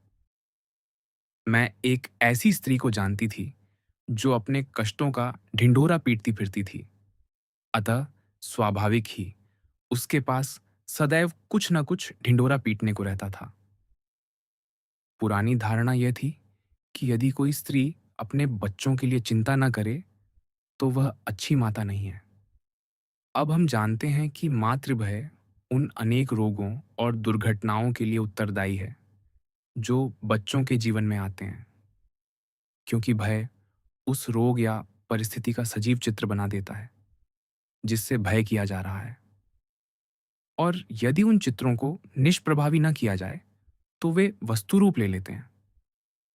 धन्य है वह माता जो सत्यनिष्ठा से कह सकती है कि वह अपने बच्चे को परमेश्वर के हाथों में रखती है और इस प्रकार जानती है कि वह दैवी रूप से संरक्षित है। उदाहरण के लिए, एक स्त्री रात में अचानक जाग उठी यह अनुभव करते हुए कि उसका भाई बड़े संकट में है। अपने भय के आगे झुकने के स्थान पर उसने सत्य के उद्घोष करना प्रारंभ किया, कहते हुए, मनुष्य दैवी मन में एक पूर्ण विचार है और सदैव अपने उचित स्थान पर है। अतः मेरा भाई अपने उचित स्थान पर है और दैवी रूप से संरक्षित है। अगले दिन उसे झांत हुआ कि उसका भाई एक खदान में हुए विस्फोट के अत्यंत समीप था, पर चमत्कारिक रूप से बच निकला। इस प्रकार मनुष्य अपने भाई का रक्षक है विचारों में, और प्रत्येक मनुष्य को यह जानना चाहिए कि जिस वस्तु से वह प्रेम करता है वह परम प्रधान के गुप्त स्थान में निवास करती है और सर्वशक्तिमान की छाया तले बनी रहती है। तुझ पर कोई विपत्ति न पड़ेगी और न कोई महामारी तेरे निवास के समीप आएगी। पूर्ण प्रेम भय को बाहर कर देता है। जो भय करता है वह प्रेम में सिद्ध नहीं हुआ, और प्रेम ही व्यवस्था की परिपूर्णता है। अध्याय 8। अंतर्ज्ञान अथवा मार्गदर्शन। उस मनुष्य के लिए कोई भी उपलब्धि अत्यधिक महान नहीं है जो अपने वचन की शक्ति को जानता है और अपने अंतर्ज्ञान के संकेतों का अनुसरण करता है। अपने वचन के द्वारा वह अदृश्य शक्तियों को क्रियाशील कर देता है और अपने शरीर का पुनर्निर्माण कर सकता है या अपने कार्य व्यवहार को पुनः रूप दे सकता है।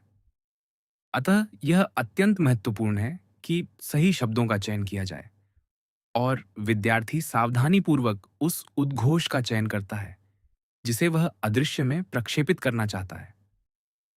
वह जानता है कि परमेश्वर उसकी आपूर्ति है, कि प्रत्येक मांग के लिए एक आपूर्ति है और कि उसका बोला हुआ वचन इस आपूर्ति को मुक्त कर देता है। मांगो और तुम्हें दिया जाएगा। मनुष्य को प्रथम कदम स्वयं उठाना होता है। परमेश्वर के निकट आओ और वह तुम्हारे निकट आएगा। मुझसे प्रायः पूछा गया है कि किसी सिद्धि को कैसे प्रकट किया जाए। मैं उत्तर देती हूँ, वचन बोलो और फिर कुछ मत करो जब तक तुम्हें कोई स्पष्ट संकेत न मिल जाए। संकेत की मांग करो, ये कहते हुए, अनंत आत्मा, मुझे मार्ग प्रकट करो। मुझे बताओ कि क्या मेरे लिए कुछ करने योग्य है।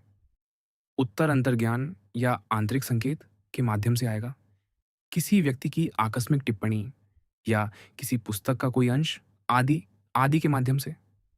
उत्तर कभी-कभी अपनी सटीकता में अत्यंत आश्चर्यजनक होते हैं। उदाहरण के लिए, एक स्त्री बड़ी धनराशि चाहती थी। उसने वचन बोला, अनंत आत्मा, मेरी तात्कालिक आपूर्ति का मार्ग खोलो।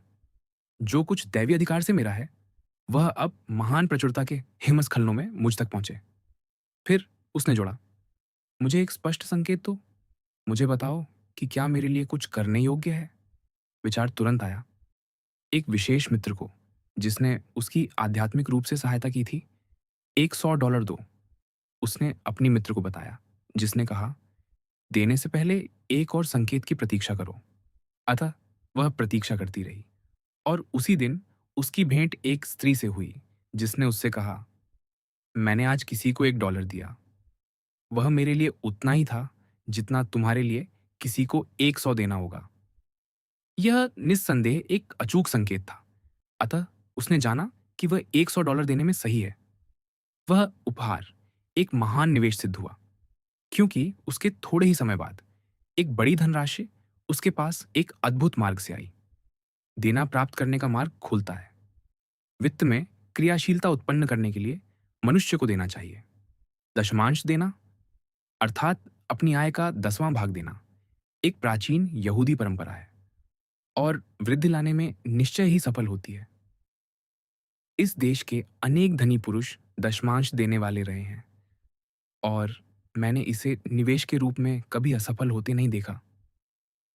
10वां भाग आगे जाता है और आशीषित तथा बहुगुणित होकर लौटता है, परंतु उपहार या दशमांश प्रेम और प्रसन्नता के साथ दिया जाना चाहिए, क्योंकि परमेश्वर प्रसन्न दाता से प्रेम करता है। बिल्लों का भुगतान प्रसन्नतापूर्वक किया जाना चाहिए, समस्त धन निर्भय होकर और आशीर्वाद के साथ भेजा जाना चाहिए। यह मानसिक अवस्था मनुष्य को धन का स्वामी बना देती है। धन उसका आज्ञाकारी हो जाता है और उसका बोला हुआ वचन तब संपदा के विशाल भंडारों को खोल देता है। मनुष्य स्वयं अपनी सीमित दृष्टि के कारण अपनी आपूर्ति को सीमित कर लेता है। कभी कभी विद्यार्थी को संपन्नता का महान बोध होता है, पर वह कार्य करने से भयभीत होता है। दृष्टि और क्रिया को साथ साथ चलना चाहिए, जैसे उस पुरुष के उदाहरण में जिसने फर लाइनिंग वाला ओवरकोट खरीदा था। एक स्त्री मेरे पास आई, मुझसे एक पद के लिए वचन बोलने का आग्रह करते हुए। अतः मैंने उद्घोष किया, अनंत आत्मा, इस स्त्री के उचित पद का मार्ग खोलो। केवल एक पद के लिए कभी मत मांगो, उचित पद के लिए मांगो। वह स्थान जो दैवी मन में पहले से नियोजित है, क्योंकि वही एकमात्र है जो संतोष देगा। फिर मैंने धन्यवाद दिया कि उसने पहले ही प्राप्त कर लिया है और कि वह शीघ्र प्रकट होगा। शीघ्र ही उसे 3 पदों का प्रस्ताव मिला, 2 न्यूयॉर्क में और एक पाम बीच में, और वह नहीं जानती थी कि किससे चुने। मैंने कहा, एक स्पष्ट संकेत मांगो। समय लगभग समाप्त हो रहा था और वह अब भी अनिर्णित थी जब एक दिन उसने टेलीफोन किया। आज सुबह जब मैं जागी तो मुझे पाम बीच की सुगंध आ रही थी। वह पहले वहां जा चुकी थी और उसकी मृदुल सुगंध को जानती थी। मैंने उत्तर दिया, यदि तुम यहां से पाम बीच की सुगंध अनुभव कर सकती हो तो यह निश्चय ही तुम्हारा संकेत है। उसने वह पद स्वीकार कर लिया और वह अत्यंत सफल सिद्ध हुआ। प्रायः संकेत अप्रत्याशित समय पर आता है। एक दिन मैं सड़क पर चल रही थी जब मुझे अचानक एक प्रबल प्रेरणा हुई कि मैं एक विशेष बेकरी में जाऊं जो 1-2 ब्लॉक दूर थी। तर्कशील मन ने विरोध किया, यह कहते हुए, वहां कुछ भी नहीं है जो तुम चाहती हो।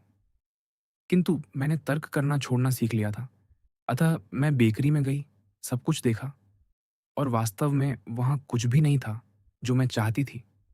पर बाहर निकलते समय मेरी भेंट एक ऐसी स्त्री से हुई जिसके विषय में मैं अक्सर सोचती थी और जो उस सहायता की अत्यंत आवश्यकता में थी जो मैं उसे दे सकती थी। अक्सर मनुष्य एक वस्तु के लिए जाता है और दूसरी पाता है। अंतर्ज्ञान एक आध्यात्मिक क्षमता है और वह व्याख्या नहीं करता, केवल मार्ग दिखाता है। किसी व्यक्ति को प्रायः उपचार के दौरान संकेत प्राप्त होता है। जो विचार आता है वह कभी-कभी पूर्णतः असंबद्ध प्रतीत होता है, पर परमेश्वर के कुछ मार्गदर्शन रहस्यमय होते हैं। एक दिन कक्षा में मैं यह उपचार कर रही थी कि प्रत्येक व्यक्ति को एक स्पष्ट संकेत प्राप्त हो। बाद में एक स्त्री मेरे पास आई और बोली, जब आप उपचार कर रही थीं, मुझे यह संकेत मिला कि मैं अपना फर्नीचर गोदाम से निकलवाकर एक अपार्टमेंट ले लूं। वह स्त्री स्वास्थ्य के लिए उपचार कराने आई थी। मैंने उससे कहा कि मुझे झांत है कि अपना घर प्राप्त करने से उसका स्वास्थ्य सुधरेगा, और मैंने जोड़ा, मेरा विश्वास है कि तुम्हारा रोग, जो एक प्रकार का अवरोध है, वस्तुओं को संग्रहित रखे रहने से उत्पन्न हुआ है। वस्तुओं का अवरोध शरीर में अवरोध उत्पन्न करता है। तुमने उपयोग के नियम का उल्लंघन किया है और तुम्हारा शरीर उसका दंड भुगत रहा है। अतः मैंने धन्यवाद दिया कि दैवी व्यवस्था उसके मन, शरीर और कार्यों में स्थापित है। लोग बहुत कम समझते हैं कि उनके कार्य व्यवहार शरीर पर किस प्रकार प्रभाव डालते हैं। प्रत्येक रोग का एक मानसिक साम्य होता है। कोई व्यक्ति यह अनुभूति करके कि उसका शरीर दैवी मन में एक पूर्ण विचार है और इसलिए पूर्ण और अखंड है, तात्कालिक आरोग्य प्राप्त कर सकता है। पर यदि वह अपने विध्वंसक विचार, संचय, घृणा, भय और निंदा को जारी रखता है, तो रोग लौट आएगा। जीसस क्राइस्ट जानते थे कि समस्त रोग पाप से उत्पन्न होते हैं, पर आरोग्य देने के पश्चात उन्होंने कुष्ठी को चेतावनी दी कि वह फिर पाप न करे। कहीं ऐसा ना हो कि उससे भी बुरा कुछ उस पर आ पड़े। अतः स्थायी आरोग्य के लिए मनुष्य की आत्मा अथवा अवचेतन मन को हिम के समान श्वेत धोया जाना चाहिए और आध्यात्मिक तत्वज्ञ सदा उस साम्य की खोज में गहराई तक उतरता है। जीसस क्राइस्ट ने कहा, निंदा मत करो, अन्यथा तुम भी निंदा किए जाओगे। न्याय मत करो, अन्यथा तुम भी न्याय किए जाओगे। अनेक लोगों ने दूसरों की निंदा के कारण रोग और दुहक को आकर्षित किया है। मनुष्य दूसरों में जिसकी निंदा करता है, वही स्वयं अपनी ओर आकर्षित करता है। उदाहरण के लिए, एक मित्र क्रोध और व्यथा में मेरे पास आया क्योंकि उसके पति ने उसे किसी दूसरी स्त्री के लिए छोड़ दिया था।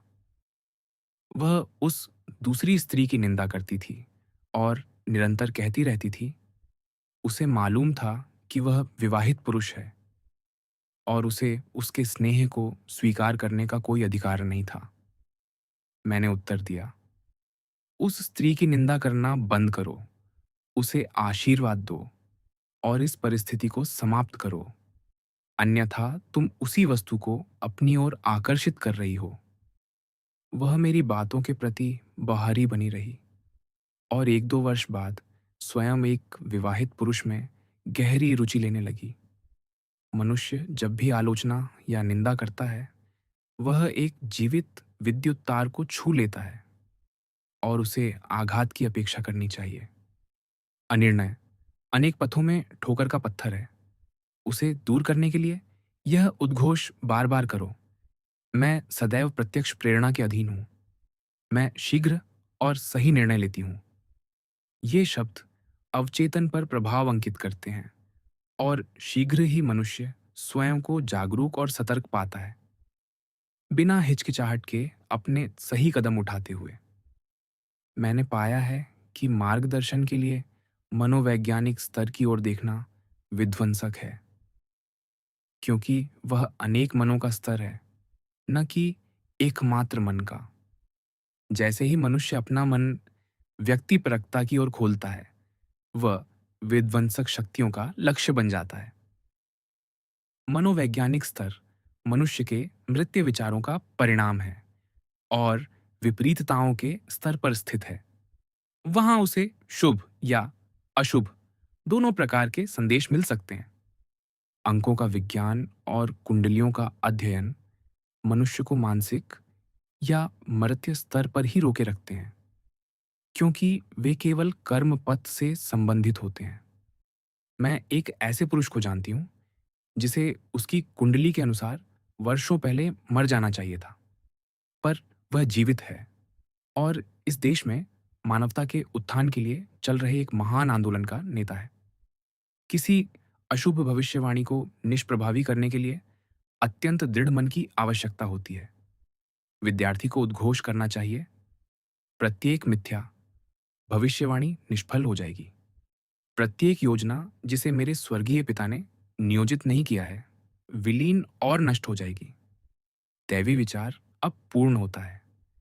परंतु यदि कभी किसी को आने वाले सुख या संपदा का कोई शुभ संदेश दिया गया हो, तो उसे हृदय में धारण करो और उसकी अपेक्षा करो।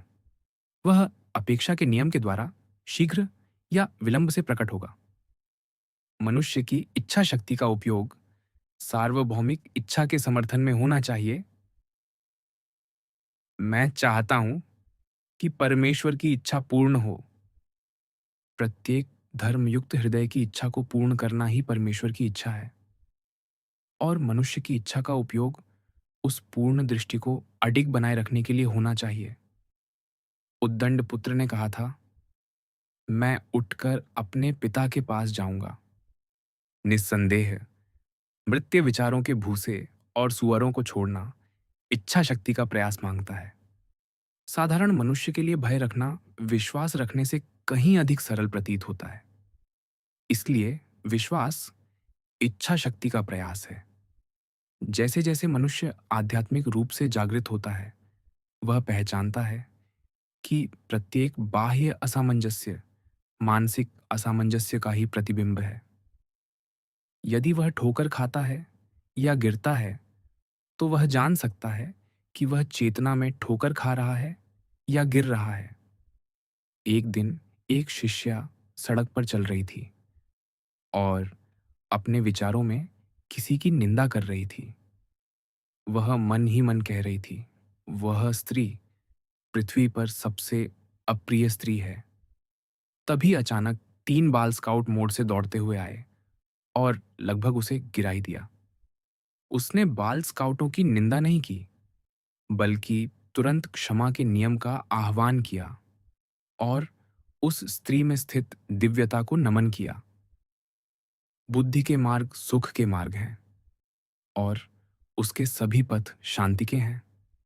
जब मनुष्य सार्वभौमिक से अपनी मांग कर चुका होता है, तब उसे आश्चर्यों के लिए तैयार रहना चाहिए। सब कुछ गलत होता प्रतीत हो सकता है, जबकि वास्तव में सब कुछ सही हो रहा होता है। उदाहरण के लिए, एक स्त्री से कहा गया था कि दैवी मन में कोई हानि नहीं होती, अतः वह उस वस्तु को खो नहीं सकती जो उसकी है। जो कुछ खोया है वह लौट आएगा या उसका समकक्ष प्राप्त होगा। कई वर्ष पूर्व उसने $2000 खो दिए थे। उसने यह धन अपने जीवनकाल में एक संबंधी को उधार दिया था, पर वह संबंधी मर गई और अपनी वसीयत में उसका उल्लेख नहीं किया। स्त्री आक्रोश और क्रोध से भरी हुई थी, और क्योंकि उसके पास लेन देन का कोई लिखित प्रमाण नहीं था, वह धन उसे कभी नहीं मिला। अतः उसने हानि का निषेध करने और सार्वभौमिक बैंक से अपने $2000 प्राप्त करने का निश्चय किया। उसे आरंभ क्षमा से करना पड़ा, क्योंकि आक्रोश और अक्षमाशीलता इस अद्भुत बैंक के द्वार बंद कर देते हैं। उसने उद्घोष किया, मैं हानि का निषेध करती हूँ। दैवी मन में कोई हानि नहीं है, अतः मैं उन $2000 को नहीं खो सकती जो दैवी अधिकार से मेरे हैं। जब एक द्वार बंद होता है तो दूसरा खुल जाता है। वह एक ऐसे अपार्टमेंट में रह रही थी जो बिक्री के लिए था, और अनुबंध में यह प्रावधान था कि यदि भवन बिक गया तो किराएदारों को 90 दिनों के भीतर स्थान खाली करना होगा। अचानक मकान मालिक ने अनुबंध तोड़ दिए और किराया बढ़ा दिया। फिर से अन्याय उसके मार्ग में था, पर इस बार वह विचलित नहीं हुई। उसने मकान मालिक को आशीर्वाद दिया और कहा, किराया बढ़ा है, इसका अर्थ है कि मैं उतनी ही अधिक समृद्ध हो जाऊंगी, क्योंकि परमेश्वर ही मेरी आपूर्ति है। नए अनुबंध बढ़े हुए किराए पर बनाए गए, पर किसी दैवी भूल से 90 दिनों वाला प्रावधान उसमें से छूट गया। शीघ्र ही मकान मालिक को भवन बेचने का अवसर मिला। नए अनुबंधों की भूल के कारण किराएदारों ने 1 वर्ष और निवास बनाए रखा। एजेंट ने प्रत्येक किराएदार को स्थान खाली करने पर $200 देने की पेशकश की। कई परिवार चले गए, 3 शेष रहे, जिनमें वह स्त्री भी थी। 1-2 महीने बाद एजेंट फिर आया और बोला, क्या आप $1500 लेकर अपना अनुबंध तोड़ देंगी? उसे तुरंत आभास हुआ, यह रहे मेरे $2000। उसे स्मरण आया कि उसने घर के मित्रों से कहा था, यदि जाने की बात फिर उठी तो हम सब साथ खड़े रहेंगे। अतः उसका संकेत था कि वह उनसे परामर्श करे। मित्रों ने कहा, यदि उन्होंने 1500 की पेशकश की है तो वे निश्चय ही 2000 देंगे। और इस प्रकार उसे अपार्टमेंट छोड़ने के बदले $2000 का चेक मिला। यह नियम का अत्यंत अद्भुत कार्यान्वयन था और जो प्रत्यक्ष अन्याय प्रतीत हो रहा था, वही उसकी सिद्धि का मार्ग खोल रहा था। इसने सिद्ध किया कि कोई हानि नहीं होती और जब मनुष्य अपना आध्यात्मिक स्थान ग्रहण करता है, तो वह इस महान शुभ भंडार से अपना सब कुछ प्राप्त कर लेता है। मैं उन वर्षों की भरपाई कर दूंगा जिन्हें टिड्डियों ने खा लिया। ये प्रतिकूल विचार ही मनुष्य को लूटते हैं, क्योंकि मनुष्य स्वयं के सिवा किसी को कुछ नहीं देता और स्वयं के सिवा कोई उससे कुछ नहीं लेता। मनुष्य यहाँ परमेश्वर को सिद्ध करने और सत्य की गवाही देने आया है और वह परमेश्वर को केवल इस प्रकार सिद्ध कर सकता है कि वह अभाव से प्रचुरता उत्पन्न करे और अन्याय से न्याय को प्रकट करे। अब मुझे परख कर देखो, सेनाओं के प्रभु का यह वचन है, क्या मैं तुम्हारे लिए स्वर्ग के झरोखे नहीं खोल दूंगा और ऐसी आशीष न उंडेलूंगा कि तुम्हारे पास रखने को स्थान न रहेगा। अध्याय 9। पूर्ण आत्म अभिव्यक्ति अथवा दैवी योजना। प्रत्येक मनुष्य के लिए पूर्ण आत्म अभिव्यक्ति है। एक स्थान है जिसे उसे भरना है और जिसे कोई अन्य नहीं भर सकता। कुछ ऐसा है जिसे उसे करना है, जिसे कोई अन्य नहीं कर सकता। वही उसका भाग्य है। यह उपलब्धि दैवी मन में एक पूर्ण विचार के रूप में सुरक्षित है, जो मनुष्य की पहचान की प्रतीक्षा कर रही है। क्योंकि कल्पना करने की शक्ति ही सृजनात्मक शक्ति है, इसलिए मनुष्य के लिए आवश्यक है कि वह उस विचार को देखे, तभी वह प्रकट हो सकता है। इसलिए मनुष्य की सर्वोच्च मांग उसके जीवन की दैवी योजना के लिए होती है। संभव है उसे इसका किंचित भी बोध ना हो, क्योंकि उसके भीतर गहराई में कोई अद्भुत प्रतिभा छिपी हो सकती है। उसकी मांग यह होनी चाहिए, अनंत आत्मा, मेरे जीवन की दैवी योजना के प्रकट होने का मार्ग खोल। मेरे भीतर के प्रतिभा स्रोत को अभिमुक्त कर। मुझे स्पष्ट रूप से पूर्ण योजना दिखा। पूर्ण योजना में स्वास्थ्य, समृद्धि, प्रेम और पूर्ण आत्म अभिव्यक्ति सम्मिलित हैं। यही जीवन का चतुर्भुज है जो पूर्ण सुख लाता है। जब कोई यह मांग कर लेता है, तो वह अपने जीवन में महान परिवर्तन होते देख सकता है, क्योंकि लगभग प्रत्येक मनुष्य दैवी योजना से बहुत दूर भटक चुका होता है। मैं एक स्त्री के प्रसंग को जानती हूँ, जिसमें ऐसा प्रतीत हुआ मानो उसके कार्य व्यवहार पर चक्रवात आ पड़ा हो, परंतु शीघ्र ही पुनर्संयोजन हो गया और पुरानी परिस्थितियों का स्थान नई और अद्भुत परिस्थितियों ने ले लिया। पूर्ण आत्म अभिव्यक्ति कभी श्रम नहीं होगी, बल्कि इतनी आकर्षक रुचि की होगी कि वह लगभग खेल के समान प्रतीत होगी। साधक यह भी जानता है कि मनुष्य जब संसार में आता है, तो वह ईश्वर द्वारा वित्त पोषित होकर आता है। इसलिए उसकी पूर्ण आत्म अभिव्यक्ति के लिए आवश्यक साधन उपस्थित रहेंगे। अनेक प्रतिभाशाली व्यक्तियों ने वर्षों तक साधनों की समस्या से संघर्ष किया है, जबकि उनके वचन और विश्वास ने आवश्यक धनराशि को शीघ्र ही मुक्त कर दिया होता। उदाहरणार्थ, एक दिन कक्षा के पश्चात एक पुरुष मेरे पास आया और उसने मुझे एक सेंट दिया। उसने कहा, मेरे पास संसार में केवल 7 सेंट हैं और मैं आपको एक देने जा रहा हूं, क्योंकि मुझे आपके वचन की शक्ति पर विश्वास है। मैं चाहता हूं कि आप मेरी पूर्ण आत्म अभिव्यक्ति और समृद्धि के लिए वचन बोलें। मैंने वचन बोला और उसे पुनः 1 वर्ष बाद देखा। वह एक दिन आया, सफल और प्रसन्न। उसकी जेब में पीले नोटों की गड्डी थी। उसने कहा, जैसे ही आपने वचन बोला, मुझे एक दूरस्थ नगर में पद का प्रस्ताव मिला और अब मैं स्वास्थ्य, प्रसन्नता और आपूर्ति का प्रदर्शन कर रहा हूं। एक स्त्री की पूर्ण आत्म अभिव्यक्ति एक पूर्ण पत्नी, एक पूर्ण माता, एक पूर्ण गृह निर्मात्री बनने में हो सकती है, और आवश्यक नहीं कि वह सार्वजनिक जीवन में ही हो। निश्चित मार्गदर्शन की मांग करो और मार्ग सरल तथा सफल बना दिया जाएगा। किसी को मानसिक चित्र की कल्पना करके उसे बलपूर्वक थोपना नहीं चाहिए। जब वह दैवी योजना को अपने चेतन मन में आने की मांग करता है, तो उसे प्रेरणा की झलकियां प्राप्त होंगी और वह स्वयं को किसी महान उपलब्धि को करते हुए देखने लगेगा। यही वह चित्र या विचार है जिसे उसे बिना डगमगाए धारण करना है। जिस वस्तु की मनुष्य खोज करता है, वह भी उसकी खोज कर रही होती है। टेलीफोन बेल की खोज कर रहा था। माता पिता को कभी भी अपने बच्चों पर व्यवसाय या पेशे थोपने नहीं चाहिए। आध्यात्मिक सत्य के ज्ञान के साथ दैवी योजना के लिए वचन बाल्यावस्था में अथवा जन्म से पूर्व भी बोला जा सकता है। जन्म पूर्व उपचार यह होना चाहिए, इस बालक में स्थित ईश्वर को पूर्ण अभिव्यक्ति मिले, उसके मन, शरीर और कार्यों की दैवी योजना उसके संपूर्ण जीवन में अनंत काल तक प्रकट होती रहे।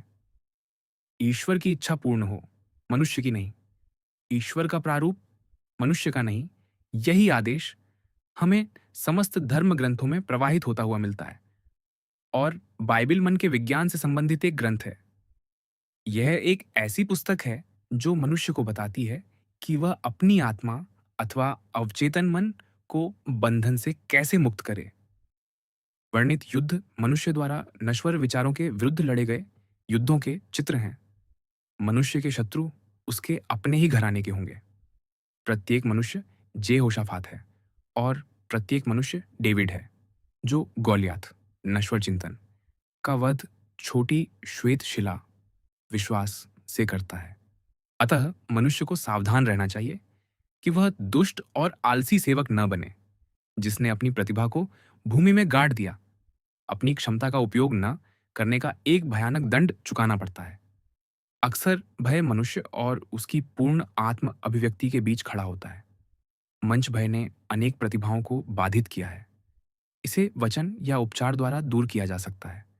तब व्यक्ति समस्त आत्मचेतना खो देता है और केवल यह अनुभव करता है कि वह अनंत बुद्धि के लिए एक माध्यम है जो उसके माध्यम से अभिव्यक्त हो रही है।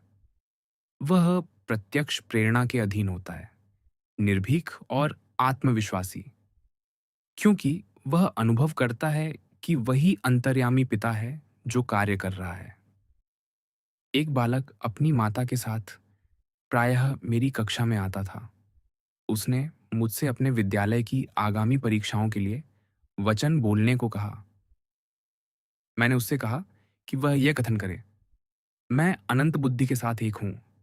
इस विषय में जो कुछ मुझे जानना चाहिए वह सब मैं जानता हूं। उसे इतिहास का उत्तम ज्ञान था, पर गणित के विषय में वह आश्वस्त नहीं था। बाद में मैंने उसे देखा और उसने कहा, मैंने अपने गणित के लिए वचन बोला और सर्वोच्च सम्मान से उत्तीर्ण हुआ, पर इतिहास के लिए सोचा कि मैं स्वयं पर निर्भर रह सकता हूं और बहुत कम अंक प्राप्त किए। मनुष्य प्रायः तब आघात पाता है जब वह अपने ऊपर अत्यधिक आश्वस्त हो जाता है, जिसका अर्थ है कि वह अपने व्यक्तित्व पर भरोसा कर रहा है, न कि अंतर्यामी पिता पर। मेरे एक अन्य शिष्य ने इसका उदाहरण दिया। उसने एक ग्रीष्म ऋतु में विदेश की लंबी यात्रा की, अनेक देशों का भ्रमण किया, जहां वह भाषाओं से अनभिज्ञ थी। वह प्रत्येक क्षण मार्गदर्शन और संरक्षण की प्रार्थना कर रही थी और उसके कार्य सुचारू तथा चमत्कारिक रूप से संपन्न होते गए। उसका सामान कभी विलंबित या खोया नहीं। श्रेष्ठ होटलों में उसके लिए सदैव व्यवस्था तैयार रहती और जहां भी वह गई, उसे पूर्ण सेवा मिली। वह न्यूयॉर्क लौटी। भाषा जानने के कारण उसे लगा कि अब ईश्वर आवश्यक नहीं, इसलिए उसने अपने कार्य साधारण ढंग से देखने शुरू किए। सब कुछ विपरीत होने लगा। उसके संदूक विलंबित हुए, असामंजस्य और अव्यवस्था के बीच। साधक को प्रत्येक क्षण ईश्वर की उपस्थिति का अभ्यास करने की आदत बनानी चाहिए। अपने सब मार्गों में उसे स्वीकार कर। कुछ भी न अत्यंत छोटा है, न अत्यंत बड़ा। कभी कभी एक तुच्छ प्रतीत होने वाली घटना मनुष्य के जीवन का मोड़ बन सकती है। रॉबर्ट फल्टन ने उबलते जल को चाय की केतली में खौलते हुए देखा और उसने भाप जहाज देख लिया। मैंने प्रायः किसी साधक को प्रतिरोध या मार्ग बताने की प्रवृत्ति के कारण अपनी उपलब्धि को रोके रखते देखा है। वह अपने विश्वास को केवल एक ही माध्यम से बांध देता है और यह निर्धारित करता है कि अभिव्यक्ति ठीक उसी प्रकार आए जैसी वह चाहता है, जिससे सब कुछ ठहर जाता है। मेरा मार्ग तुम्हारा नहीं, यही अनंत बुद्धि का आदेश है। जैसे समस्त शक्ति, चाहे वह भाप हो या विद्युत, कार्य करने के लिए एक अप्रतिरोधी यंत्र चाहती है, वैसे ही मनुष्य वही यंत्र है। बार बार मनुष्य से कहा गया है, स्थिर रहो। हे जुड़ा, भय मत कर, परंतु कल उनके विरुद्ध निकलना, क्योंकि प्रभु तुम्हारे साथ होगा। तुम्हें यह युद्ध लड़ने की आवश्यकता ना होगी। अपने को व्यवस्थित करो, स्थिर खड़े रहो और प्रभु के उद्धार को अपने साथ देखो। हम इसे उन घटनाओं में देखते हैं जब $2000 उस स्त्री के पास मकान मालिक के माध्यम से आए, जब वह अप्रतिरोधी और अविचल हो गई थी, और उस स्त्री के प्रसंग में भी जिसने उस पुरुष का प्रेम प्राप्त किया जब समस्त पीड़ा समाप्त हो चुकी थी। सी चैप्टर 9-2। साधक का लक्ष्य है संतुलन। संतुलन ही शक्ति है, क्योंकि यह ईश्वर शक्ति को मनुष्य के माध्यम से प्रवाहित होने का अवसर देता है, ताकि वह अपनी शुभ इच्छा को चाह सके और उसे पूर्ण कर सके। संतुलित होकर वह स्पष्ट सोचता है और सही निर्णय शीघ्रता से करता है। वह कभी अवसर नहीं चूकता। क्रोध दृष्टि को धुंधला कर देता है, रक्त को विषाक्त करता है, अनेक रोगों की जड़ है और ऐसे गलत निर्णय कराता है जो असफलता की ओर ले जाते हैं। इसे सबसे भयंकर पापों में से एक कहा गया है, क्योंकि इसकी प्रतिक्रिया अत्यंत हानिकारक होती है। साधक सीखता है कि तत्वमीमांसा में पाप का अर्थ पुरानी शिक्षाओं की अपेक्षा कहीं व्यापक है। जो कुछ विश्वास से नहीं है, वह पाप है। वह जानता है कि भय और चिंता घातक पाप हैं। ये उलटा विश्वास है और विकृत मानसिक चित्रों के माध्यम से उसी वस्तु को घटित कर देते हैं जिससे वह भयभीत होता है। उसका कार्य है इन शत्रुओं को अवचेतन मन से निकाल बाहर करना। जब मनुष्य निर्भीक हो जाता है, तब वह पूर्ण हो जाता है। माइटरलिंग कहता है कि मनुष्य ईश्वर से भयभीत ईश्वर ही है। अतः जैसा कि हमने पूर्व अध्यायों में पढ़ा, मनुष्य भय पर विजय केवल उसी वस्तु के समीप जाकर पा सकता है जिससे वह भयभीत है। जब जेहोशाफात और उसकी सेना शत्रु से मिलने की तैयारी कर रही थी और गा रही थी, प्रभु की स्तुति करो क्योंकि उसकी करुणा सदा बनी रहती है, तब उन्होंने पाया कि उनके शत्रु आपस में ही नष्ट हो चुके थे और युद्ध करने को कुछ भी शेष न था। उदाहरणार्थ, एक स्त्री ने अपनी एक सखी से दूसरी सखी को एक संदेश पहुंचाने को कहा। वह स्त्री संदेश देने से भयभीत थी, क्योंकि तर्कशील मन कह रहा था, इस मामले में मत पड़ो, वह संदेश मत दो। वह आत्मा में व्याकुल थी, क्योंकि वह अपना वचन दे चुकी थी। अंततः उसने निश्चय किया कि वह सिंह के समीप जाएगी और दैवी संरक्षण के नियम का आह्वान करेगी। वह उस सखी से मिली जिसे संदेश देना था। उसने बोलने के लिए अपना मुख खोला ही था कि उसकी सखी ने कहा, फलां व्यक्ति नगर छोड़कर चला गया है। इससे संदेश देना अनावश्यक हो गया, क्योंकि परिस्थिति उसी व्यक्ति के नगर में होने पर निर्भर थी।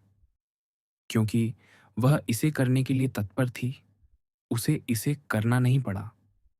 क्योंकि वह भयभीत नहीं थी, परिस्थिति विलीन हो गई। साधक प्रायः अपूर्णता में विश्वास के कारण अपनी उपलब्धि को विलंबित कर देता है। उसे यह वचन कहना चाहिए, दैवी मन में केवल पूर्णता है, अतः मेरी उपलब्धि पूर्ण है। मेरा पूर्ण कार्य, मेरा पूर्ण गृह, मेरा पूर्ण स्वास्थ्य, वह जो कुछ मांगता है वे सब दैवी मन में अंकित पूर्ण विचार हैं और उन्हें अनुग्रह के अधीन पूर्ण रीति से प्रकट होना ही है।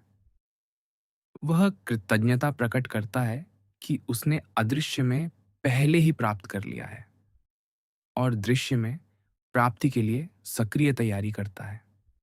मेरी एक शिष्या को आर्थिक उपलब्धि की आवश्यकता थी। वह मेरे पास आई और पूछने लगी कि यह पूर्ण क्यों नहीं हुई। मैंने उत्तर दिया, संभव है तुम वस्तुओं को अधूरा छोड़ने की अभ्यस्त हो और अवचेतन मन को भी अपूर्ण छोड़ने की आदत पड़ गई हो। जैसा बाहर वैसा भीतर। मैं घर जाकर वह कार्य पूरा करूंगी जिसे मैंने सप्ताहों पहले आरंभ किया था और मुझे झांत है कि वह मेरी उपलब्धि का प्रतीक होगा।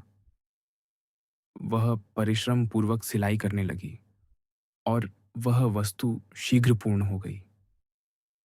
कुछ ही समय पश्चात धन एक अत्यंत विचित्र रीति से आ गया। उसके पति को उस महीने 2 बार वेतन दे दिया गया। उसने लोगों को उनकी भूल बताई और उन्होंने संदेश भेजा कि वह उसे रख ले। जब मनुष्य विश्वासपूर्वक मांगता है तो उसे प्राप्त करना ही होता है, क्योंकि ईश्वर अपने स्वयं के माध्यम रचता है। मुझसे कभी-कभी पूछा गया है, यदि किसी में अनेक प्रतिभाएं हों, तो वह कैसे जाने कि किसे चुने? स्पष्ट रूप से दिखाए जाने की मांग करो। कहो, अनंत आत्मा, मुझे स्पष्ट मार्गदर्शन दे। मेरी पूर्ण आत्म अभिव्यक्ति को मुझ पर प्रकट कर। मुझे दिखा कि इस समय मुझे किस प्रतिभा का उपयोग करना है। मैंने लोगों को अचानक किसी नए कार्य क्षेत्र में प्रवेश करते देखा है और वे पूर्ण रूप से सुसज्जित थे, अल्प या बिना प्रशिक्षण के। अतः यह वचन कहो, मैं अपने जीवन की दैवी योजना के लिए पूर्णतः सुसज्जित हूँ और अवसरों को ग्रहण करने में निर्भीक रहो। कुछ लोग प्रसन्नतापूर्वक देने वाले होते हैं, परंतु ग्रहण करने में दुर्बल। वे अहंकार या किसी नकारात्मक कारण से उपहार स्वीकार करने से इनकार कर देते हैं और इस प्रकार अपने माध्यमों को अवरुद्ध कर देते हैं और अंततः स्वयं को अल्प या शून्य अवस्था में पाते हैं। उदाहरणार्थ, एक स्त्री जिसने बहुत धन दान किया था, उसे कई हजार डॉलर का उपहार दिया गया। उसने यह कहकर लेने से इनकार कर दिया कि उसे इसकी आवश्यकता नहीं। कुछ ही समय बाद उसकी आर्थिक स्थिति बंध गई और वह उतनी ही राशि के आड़ण में पड़ गई। मनुष्य को उस रोटी को जो जल पर बहाकर उसके पास लौटती है, सौम्यता से ग्रहण करना चाहिए। जैसा तुमने स्वतंत्रता से दिया है, वैसा ही स्वतंत्रता से ग्रहण करोगे। देने और ग्रहण करने का सदैव पूर्ण संतुलन रहता है और यद्यपि मनुष्य को प्रतिफल की अपेक्षा किए बिना देना चाहिए, पर यदि वह अपने पास आने वाले प्रतिफल को स्वीकार नहीं करता, तो वह नियम का उल्लंघन करता है, क्योंकि सभी उपहार ईश्वर से हैं। मनुष्य तो केवल माध्यम है। दाता के प्रति अभाव का विचार कभी नहीं रखना चाहिए। उदाहरणार्थ, जब उस पुरुष ने 1 सेंट दिया, तो मैंने यह नहीं कहा, बेचारा मनुष्य, वह मुझे यह देने का सामर्थ्य नहीं रखता। मैंने उसे धनी और समृद्ध देखा, उसकी आपूर्ति को प्रवाहित होते हुए देखा। यही विचार उसे लाया। यदि कोई ग्रहण करने में दुर्बल रहा है, तो उसे समर्थ बनना चाहिए और यदि उसे डाक टिकट भी दिया जाए, तो उसे ग्रहण करना चाहिए और अपने ग्रहण करने के माध्यमों को खोलना चाहिए। प्रभु एक प्रसन्न ग्रहणकर्ता से भी प्रेम करता है, जैसे वह एक प्रसन्न दाता से करता है। मुझसे प्रायः पूछा गया है कि एक मनुष्य धनी और स्वस्थ जन्म क्यों लेता है और दूसरा निर्धन और रोगी। जहां प्रभाव है, वहां कारण अवश्य है, संयोग नाम की कोई वस्तु नहीं। इस प्रश्न का उत्तर पुनर्जन्म के नियम से मिलता है। मनुष्य अनेक जन्मों और मृत्यु के चक्र से होकर गुजरता है। जब तक कि वह उस सत्य को न जान ले जो उसे मुक्त कर देता है। अतृप्त इच्छाओं के कारण वह पुनः पृथ्वी लोक की ओर आकर्षित होता है, अपने कर्म ऋण चुकाने अथवा अपने भाग्य को पूर्ण करने के लिए। जो मनुष्य धनी और स्वस्थ जन्म लेता है, उसके अवचेतन मन में पूर्व जन्म में स्वास्थ्य और समृद्धि के चित्र रहे होते हैं, और जो निर्धन और रोगी है, उसके मन में रोग और दरिद्रता के। मनुष्य किसी भी लोक में अपने अवचेतन विश्वासों के समष्टि रूप को ही प्रकट करता है। तथापि जन्म और मृत्यु मनुष्य निर्मित नियम है, क्योंकि पाप की मजदूरी मृत्यु है। चेतना में आदमिक पतन दो शक्तियों में विश्वास के कारण हुआ। वास्तविक मनुष्य, आध्यात्मिक मनुष्य अजन्मा और अमर है। वह कभी जन्मा ही नहीं और कभी मरा ही नहीं। जैसा वह आदि में था, वैसा ही अब है और सदा रहेगा। अतः सत्य के माध्यम से मनुष्य कर्म, पाप और मृत्यु के नियम से मुक्त हो जाता है और उस मनुष्य को प्रकट करता है जो उसकी प्रतिमा और सदृश्यता में बनाया गया है। मनुष्य की स्वतंत्रता उसके भाग्य को पूर्ण करने में है, अपने जीवन की दैवी योजना को अभिव्यक्ति में लाने में। उसका प्रभु उससे कहेगा, शाबाश, हे भले और विश्वास योग्य सेवक, तू थोड़ी वस्तुओं में विश्वास योग्य रहा। मैं तुझे बहुत वस्तुओं का अधिकारी बनाऊंगा।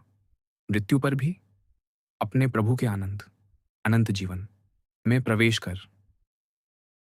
अध्याय 10। निषेध और स्वीकृतियां। तू किसी वस्तु की आज्ञा देगा और वह तेरे लिए स्थापित की जाएगी। मनुष्य के जीवन में जो भी शुभ प्रकट होना है, वह सब दैवी मन में पहले ही एक सिद्ध तथ्य के रूप में विद्यमान है, और मनुष्य की पहचान अथवा उसके बोले हुए वचन के माध्यम से मुक्त होता है।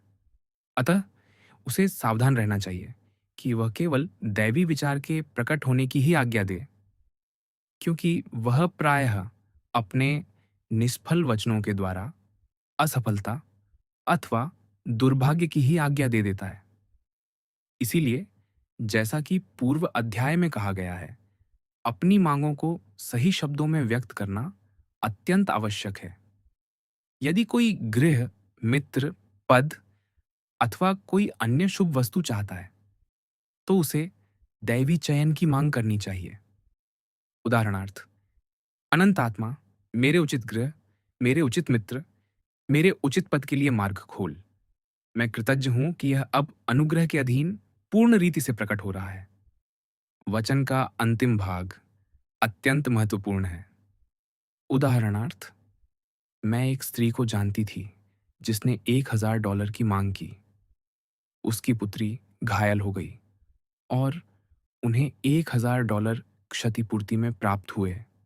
अतः वह पूर्ण रीति से नहीं आया। मांग इस प्रकार शब्दबद्ध होनी चाहिए थी, अनंत आत्मा, मैं कृतज्ञ हूं कि वह $1000 जो दैवी अधिकार से मेरा है, अब मुक्त हो रहा है और अनुग्रह के अधीन पूर्ण रीति से मुझ तक पहुंच रहा है।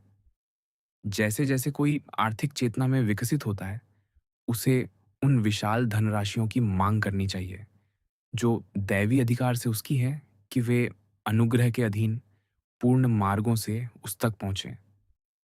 मनुष्य उतना ही मुक्त कर सकता है जितना वह संभव मानता है, क्योंकि वह अवचेतन मन की सीमित अपेक्षाओं से बंधा होता है। उसे व्यापक रूप से प्राप्त करने के लिए अपनी अपेक्षाओं का विस्तार करना होगा।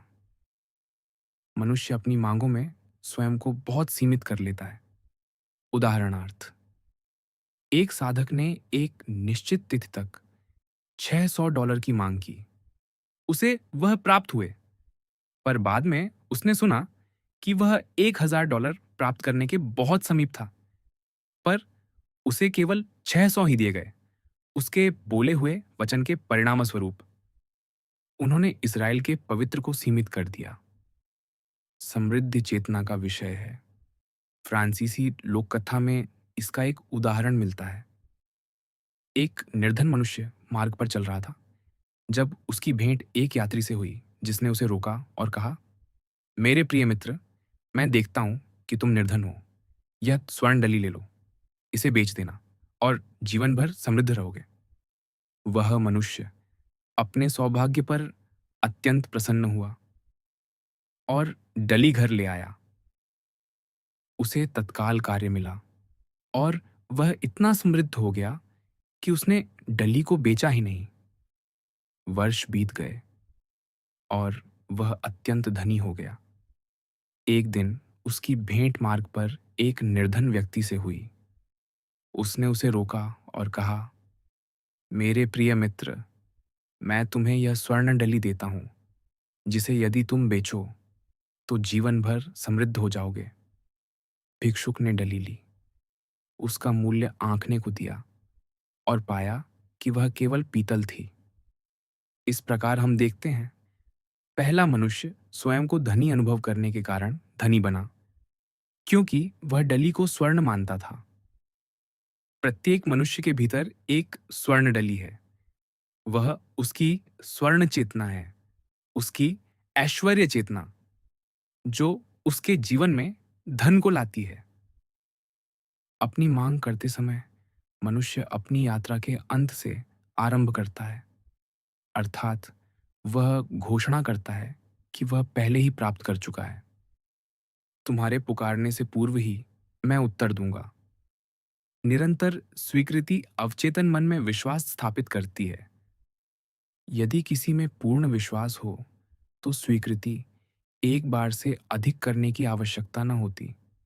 किसी को याचनापूर्वक प्रार्थना नहीं करनी चाहिए, वरन बार बार कृतज्ञता व्यक्त करनी चाहिए कि उसने प्राप्त कर लिया है। मरुभूमि आनंदित होगी और गुलाब के समान खिल उठेगी। यह आनंद, जो अभी मरुभूमि चेतना की अवस्था में ही है, मुक्त होने का मार्ग खोल देता है। प्रभु प्रार्थना आदेश और मांग के रूप में है। हमें आज हमारा दैनिक आहार दे और हमारे आर्न क्षमा कर, जैसे हम अपने ऋणियों को क्षमा करते हैं। और स्तुति में समाप्त होती है, क्योंकि राज्य, सामर्थ्य और महिमा सदा तेरी ही है। आमीन। मेरे हाथों के कार्यों के विषय में मुझे आज्ञा दो। अतः प्रार्थना, आदेश और मांग, स्तुति और कृतज्ञता है। साधक का कार्य स्वयं को यह विश्वास दिलाना है कि ईश्वर के साथ सब कुछ संभव है। सैद्धांतिक रूप में यह कहना पर्याप्त सरल है, पर किसी समस्या के सम्मुख यह कुछ अधिक कठिन हो जाता है। उदाहरणार्थ, एक स्त्री को निश्चित समय के भीतर एक बड़ी धनराशि की उपलब्धि करनी थी। वह जानती थी कि उसे किसी प्रकार का बोध प्राप्त करना होगा, क्योंकि बोध ही अभिव्यक्ति है, और उसने मार्गदर्शन की मांग की। वह एक विभागीय भंडार से होकर जा रही थी जब उसने एक अत्यंत सुंदर गुलाबी एनामेल का कागज कटर देखा। उसे उसकी ओर आकर्षण अनुभव हुआ। विचार आया, मेरे पास बड़े चेकों वाले पत्र खोलने के लिए पर्याप्त अच्छा कागज कटर नहीं है। अतः उसने वह कागज कटर खरीद लिया, जिसे तर्कशील मन अपव्यय कहता। जब उसने उसे हाथ में धारण किया तो उसे स्वयं का एक चित्र झलका। वह एक बड़े चेक वाले लिफाफे को खोल रही थी और कुछ ही सप्ताहों में उसे धन प्राप्त हो गया। वह गुलाबी कागज कटर उसकी सक्रिय आस्था का सेतु था। विश्वास द्वारा निर्देशित अवचेतन मन की शक्ति के अनेक प्रसंग कहे जाते हैं। उदाहरणार्थ, एक मनुष्य एक कृषक गृह में रात्रि व्यतीत कर रहा था। कक्ष की खिड़कियां कीलों से जड़ी हुई थीं और आधी रात में उसे घुटन का अनुभव हुआ और वह अंधकार में खिड़की तक पहुंचा। वह उसे खोल न सका, अतः उसने अपनी मुट्ठी से शीशा तोड़ दिया। ताजी वायु के झोंके भीतर खींचे और अत्यंत सुखद रात्रि निद्रा ली। प्रातः उसने पाया कि उसने पुस्तक अलमारी का कांच तोड़ा था और खिड़की पूरी रात बंद ही रही थी। उसने स्वयं को ऑक्सीजन प्रदान कर ली थी, केवल ऑक्सीजन के विचार से। जब कोई साधक उपलब्धि के मार्ग पर आरंभ करता है, तो उसे कभी पीछे नहीं मुड़ना चाहिए। जो मनुष्य डगमगाता है, वह यह न सोचे कि वह प्रभु से कुछ प्राप्त करेगा। एक अश्वेत साधक ने एक बार यह अद्भुत वचन कहा, जब मैं पिता से कुछ मांगता हूं, तो मैं अपना पांव दृढ़ता से जमा देता हूं और कहता हूं, पिता, मैं उससे कम कुछ न लूंगा जो मैंने मांगा है, पर अधिक अवश्य। अतः मनुष्य को कभी समझौता नहीं करना चाहिए। सब कुछ कर लेने के पश्चात स्थिर रहो। यह कभी-कभी उपलब्धि का सर्वाधिक कठिन समय होता है। प्रलोभन आता है, त्याग देने का, पीछे मुड़ने का, समझौता करने का। वह भी सेवा करता है जो केवल स्थिर खड़ा रहता है और प्रतीक्षा करता है। उपलब्धियां प्रायः अंतिम क्षण में आती है, क्योंकि तब मनुष्य छोड़ देता है, अर्थात तर्क करना बंद कर देता है और अनंत बुद्धि को कार्य करने का अवसर मिल जाता है। मनुष्य की नीरस इच्छाएं नीरस रूप से पूर्ण होती हैं और उसकी अधीर इच्छाएं या तो बहुत विलंब से या हिंसक रूप से पूर्ण होती हैं। उदाहरणार्थ, एक स्त्री ने मुझसे पूछा कि वह निरंतर अपने चश्मे क्यों खो देती है या तोड़ देती है। हमने पाया कि वह प्रायः स्वयं से और दूसरों से खिन्न होकर कहती थी, काश मैं अपने चश्मों से छुटकारा पा सकती। इस प्रकार उसकी अधीर इच्छा हिंसक रूप से पूर्ण हो रही थी। उसे पूर्ण दृष्टि की मांग करनी चाहिए थी, पर उसने अवचेतन में केवल चश्मों से छुटकारा पाने की अधीर इच्छा ही अंकित की। अतः वे निरंतर टूटते या खोते रहे। मनः स्थिति के दो भाव हानि का कारण बनते हैं। अवमूल्यन, जैसा उस स्त्री के प्रसंग में जिसने अपने पति का मूल्य न जाना, अथवा हानि का भय, जो अवचेतन में हानि का चित्र बना देता है। जब साधक अपने प्रश्न को छोड़ देने, अपने भार को डाल देने में समर्थ हो जाता है, तब तात्कालिक अभिव्यक्ति होती है। उदाहरणार्थ, एक स्त्री अत्यंत तूफानी दिन में बाहर थी और उसकी छतरी उलट गई। वह कुछ लोगों से मिलने जा रही थी जिनसे वह पहले कभी नहीं मिली थी, और वह अपनी पहली उपस्थिति एक जर्जर छतरी के साथ नहीं करना चाहती थी। वह उसे फेंक भी नहीं सकती थी, क्योंकि वह उसकी नहीं थी। अतः निराशा में उसने कहा, हे ईश्वर, आप इस छतरी का दायित्व ले लें। मुझे नहीं पता क्या करूं। क्षण भर बाद उसके पीछे से एक स्वर आया, महिला, क्या आप अपनी छतरी ठीक करवाना चाहती हैं? वहां एक छतरी मरम्मत करने वाला खड़ा था। उसने उत्तर दिया, निश्चित ही चाहती हूं। उस व्यक्ति ने छतरी ठीक कर दी जब तक वह घर के भीतर अपनी भेंट पूरी कर आई, और जब वह लौटी, उसके पास एक उत्तम छतरी थी।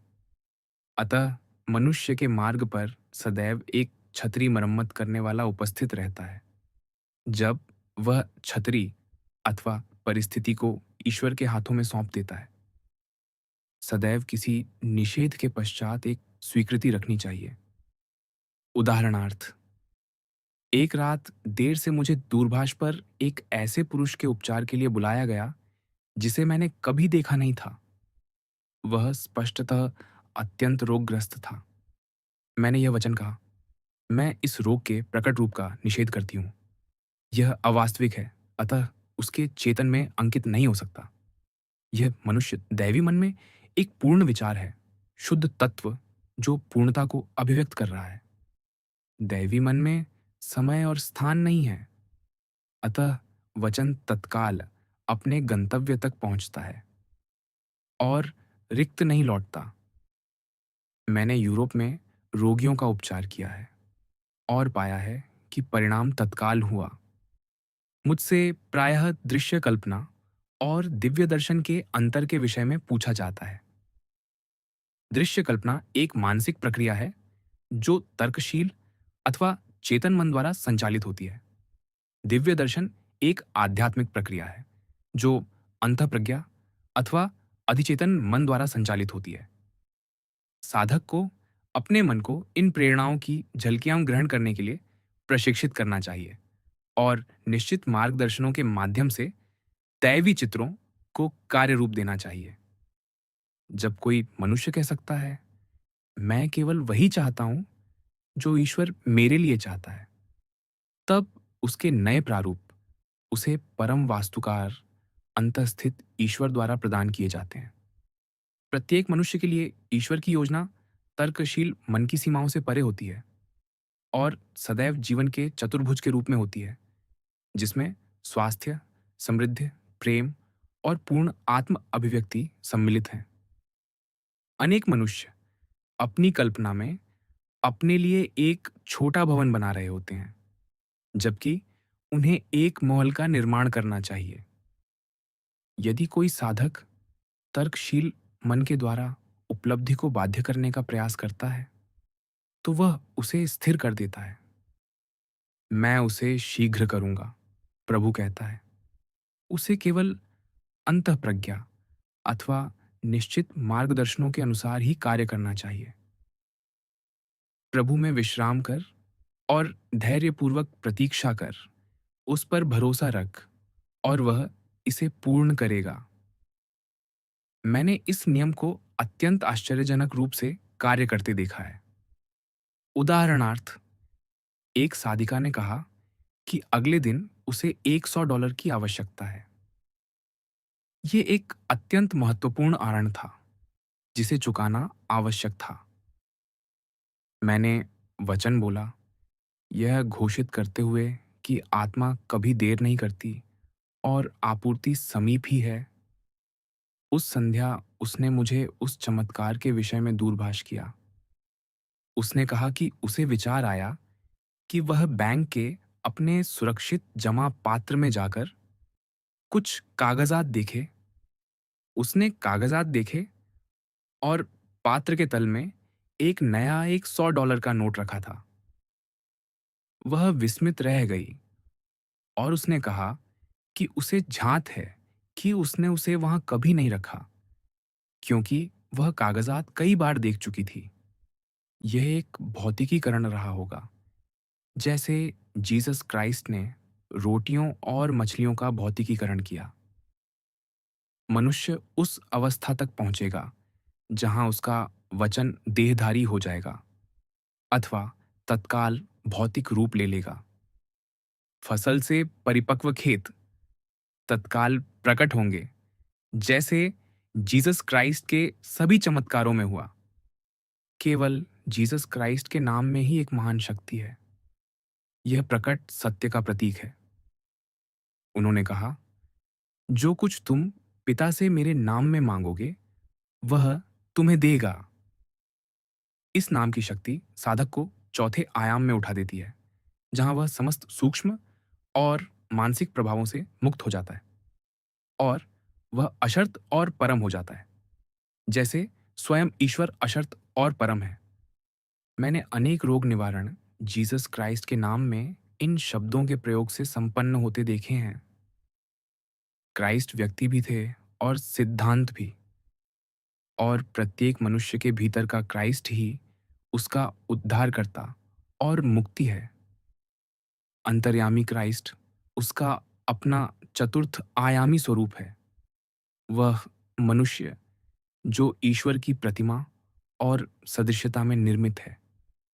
यही वह स्वरूप है जिसने कभी असफलता नहीं जानी, कभी रोग या शोक नहीं जाना, कभी जन्मा नहीं और कभी मरा नहीं। वह प्रत्येक मनुष्य का पुनरुत्थान और जीवन है। कोई मनुष्य पिता के पास पुत्र के बिना नहीं आता, का अर्थ है कि ईश्वर सार्वभौमिक जब व्यक्तिगत के स्थान पर कार्य करता है, तो वह मनुष्य में क्राइस्ट बन जाता है, और पवित्र आत्मा का अर्थ है क्रियाशील ईश्वर। इस प्रकार प्रतिदिन मनुष्य पिता, पुत्र और पवित्र आत्मा की त्रिमूर्ति को प्रकट कर रहा है। मनुष्य को विचार करने की कला विकसित करनी चाहिए। श्रेष्ठ विचारक एक कलाकार होता है और वह अपने मन के पट पर केवल दैवी योजनाएं ही अंकित करने में सावधान रहता है, और वह इन चित्रों को शक्ति और निश्चय के प्रवीण आघातों से अंकित करता है, इस पूर्ण विश्वास के साथ कि उनकी पूर्णता को विकृत करने की कोई शक्ति नहीं, और वे उसके जीवन में आदर्श को वास्तविक रूप में प्रकट करेंगे। समस्त शक्ति मनुष्य को सही विचार के माध्यम से प्रदान की गई है, ताकि वह अपने स्वर्ग को अपनी पृथ्वी पर उतार सके, और यही जीवन के खेल का लक्ष्य है। सरल नियम है: निर्भीक विश्वास, अप्रतिरोध और प्रेम। प्रत्येक पाठक अब उस वस्तु से मुक्त हो जाए जिसने युगों से उसे बंधन में रखा, जो उसके और उसके अपने के मध्य खड़ी रही, और वह उस सत्य को जाने जो उसे मुक्त करता है अपने भाग्य को पूर्ण करने के लिए, अपने जीवन की दैवी योजना, स्वास्थ्य, समृद्धि, प्रेम और पूर्ण आत्म अभिव्यक्ति को अभिव्यक्ति में लाने के लिए। अपने मन के नवीनीकरण द्वारा रूपांतरित हो जाओ,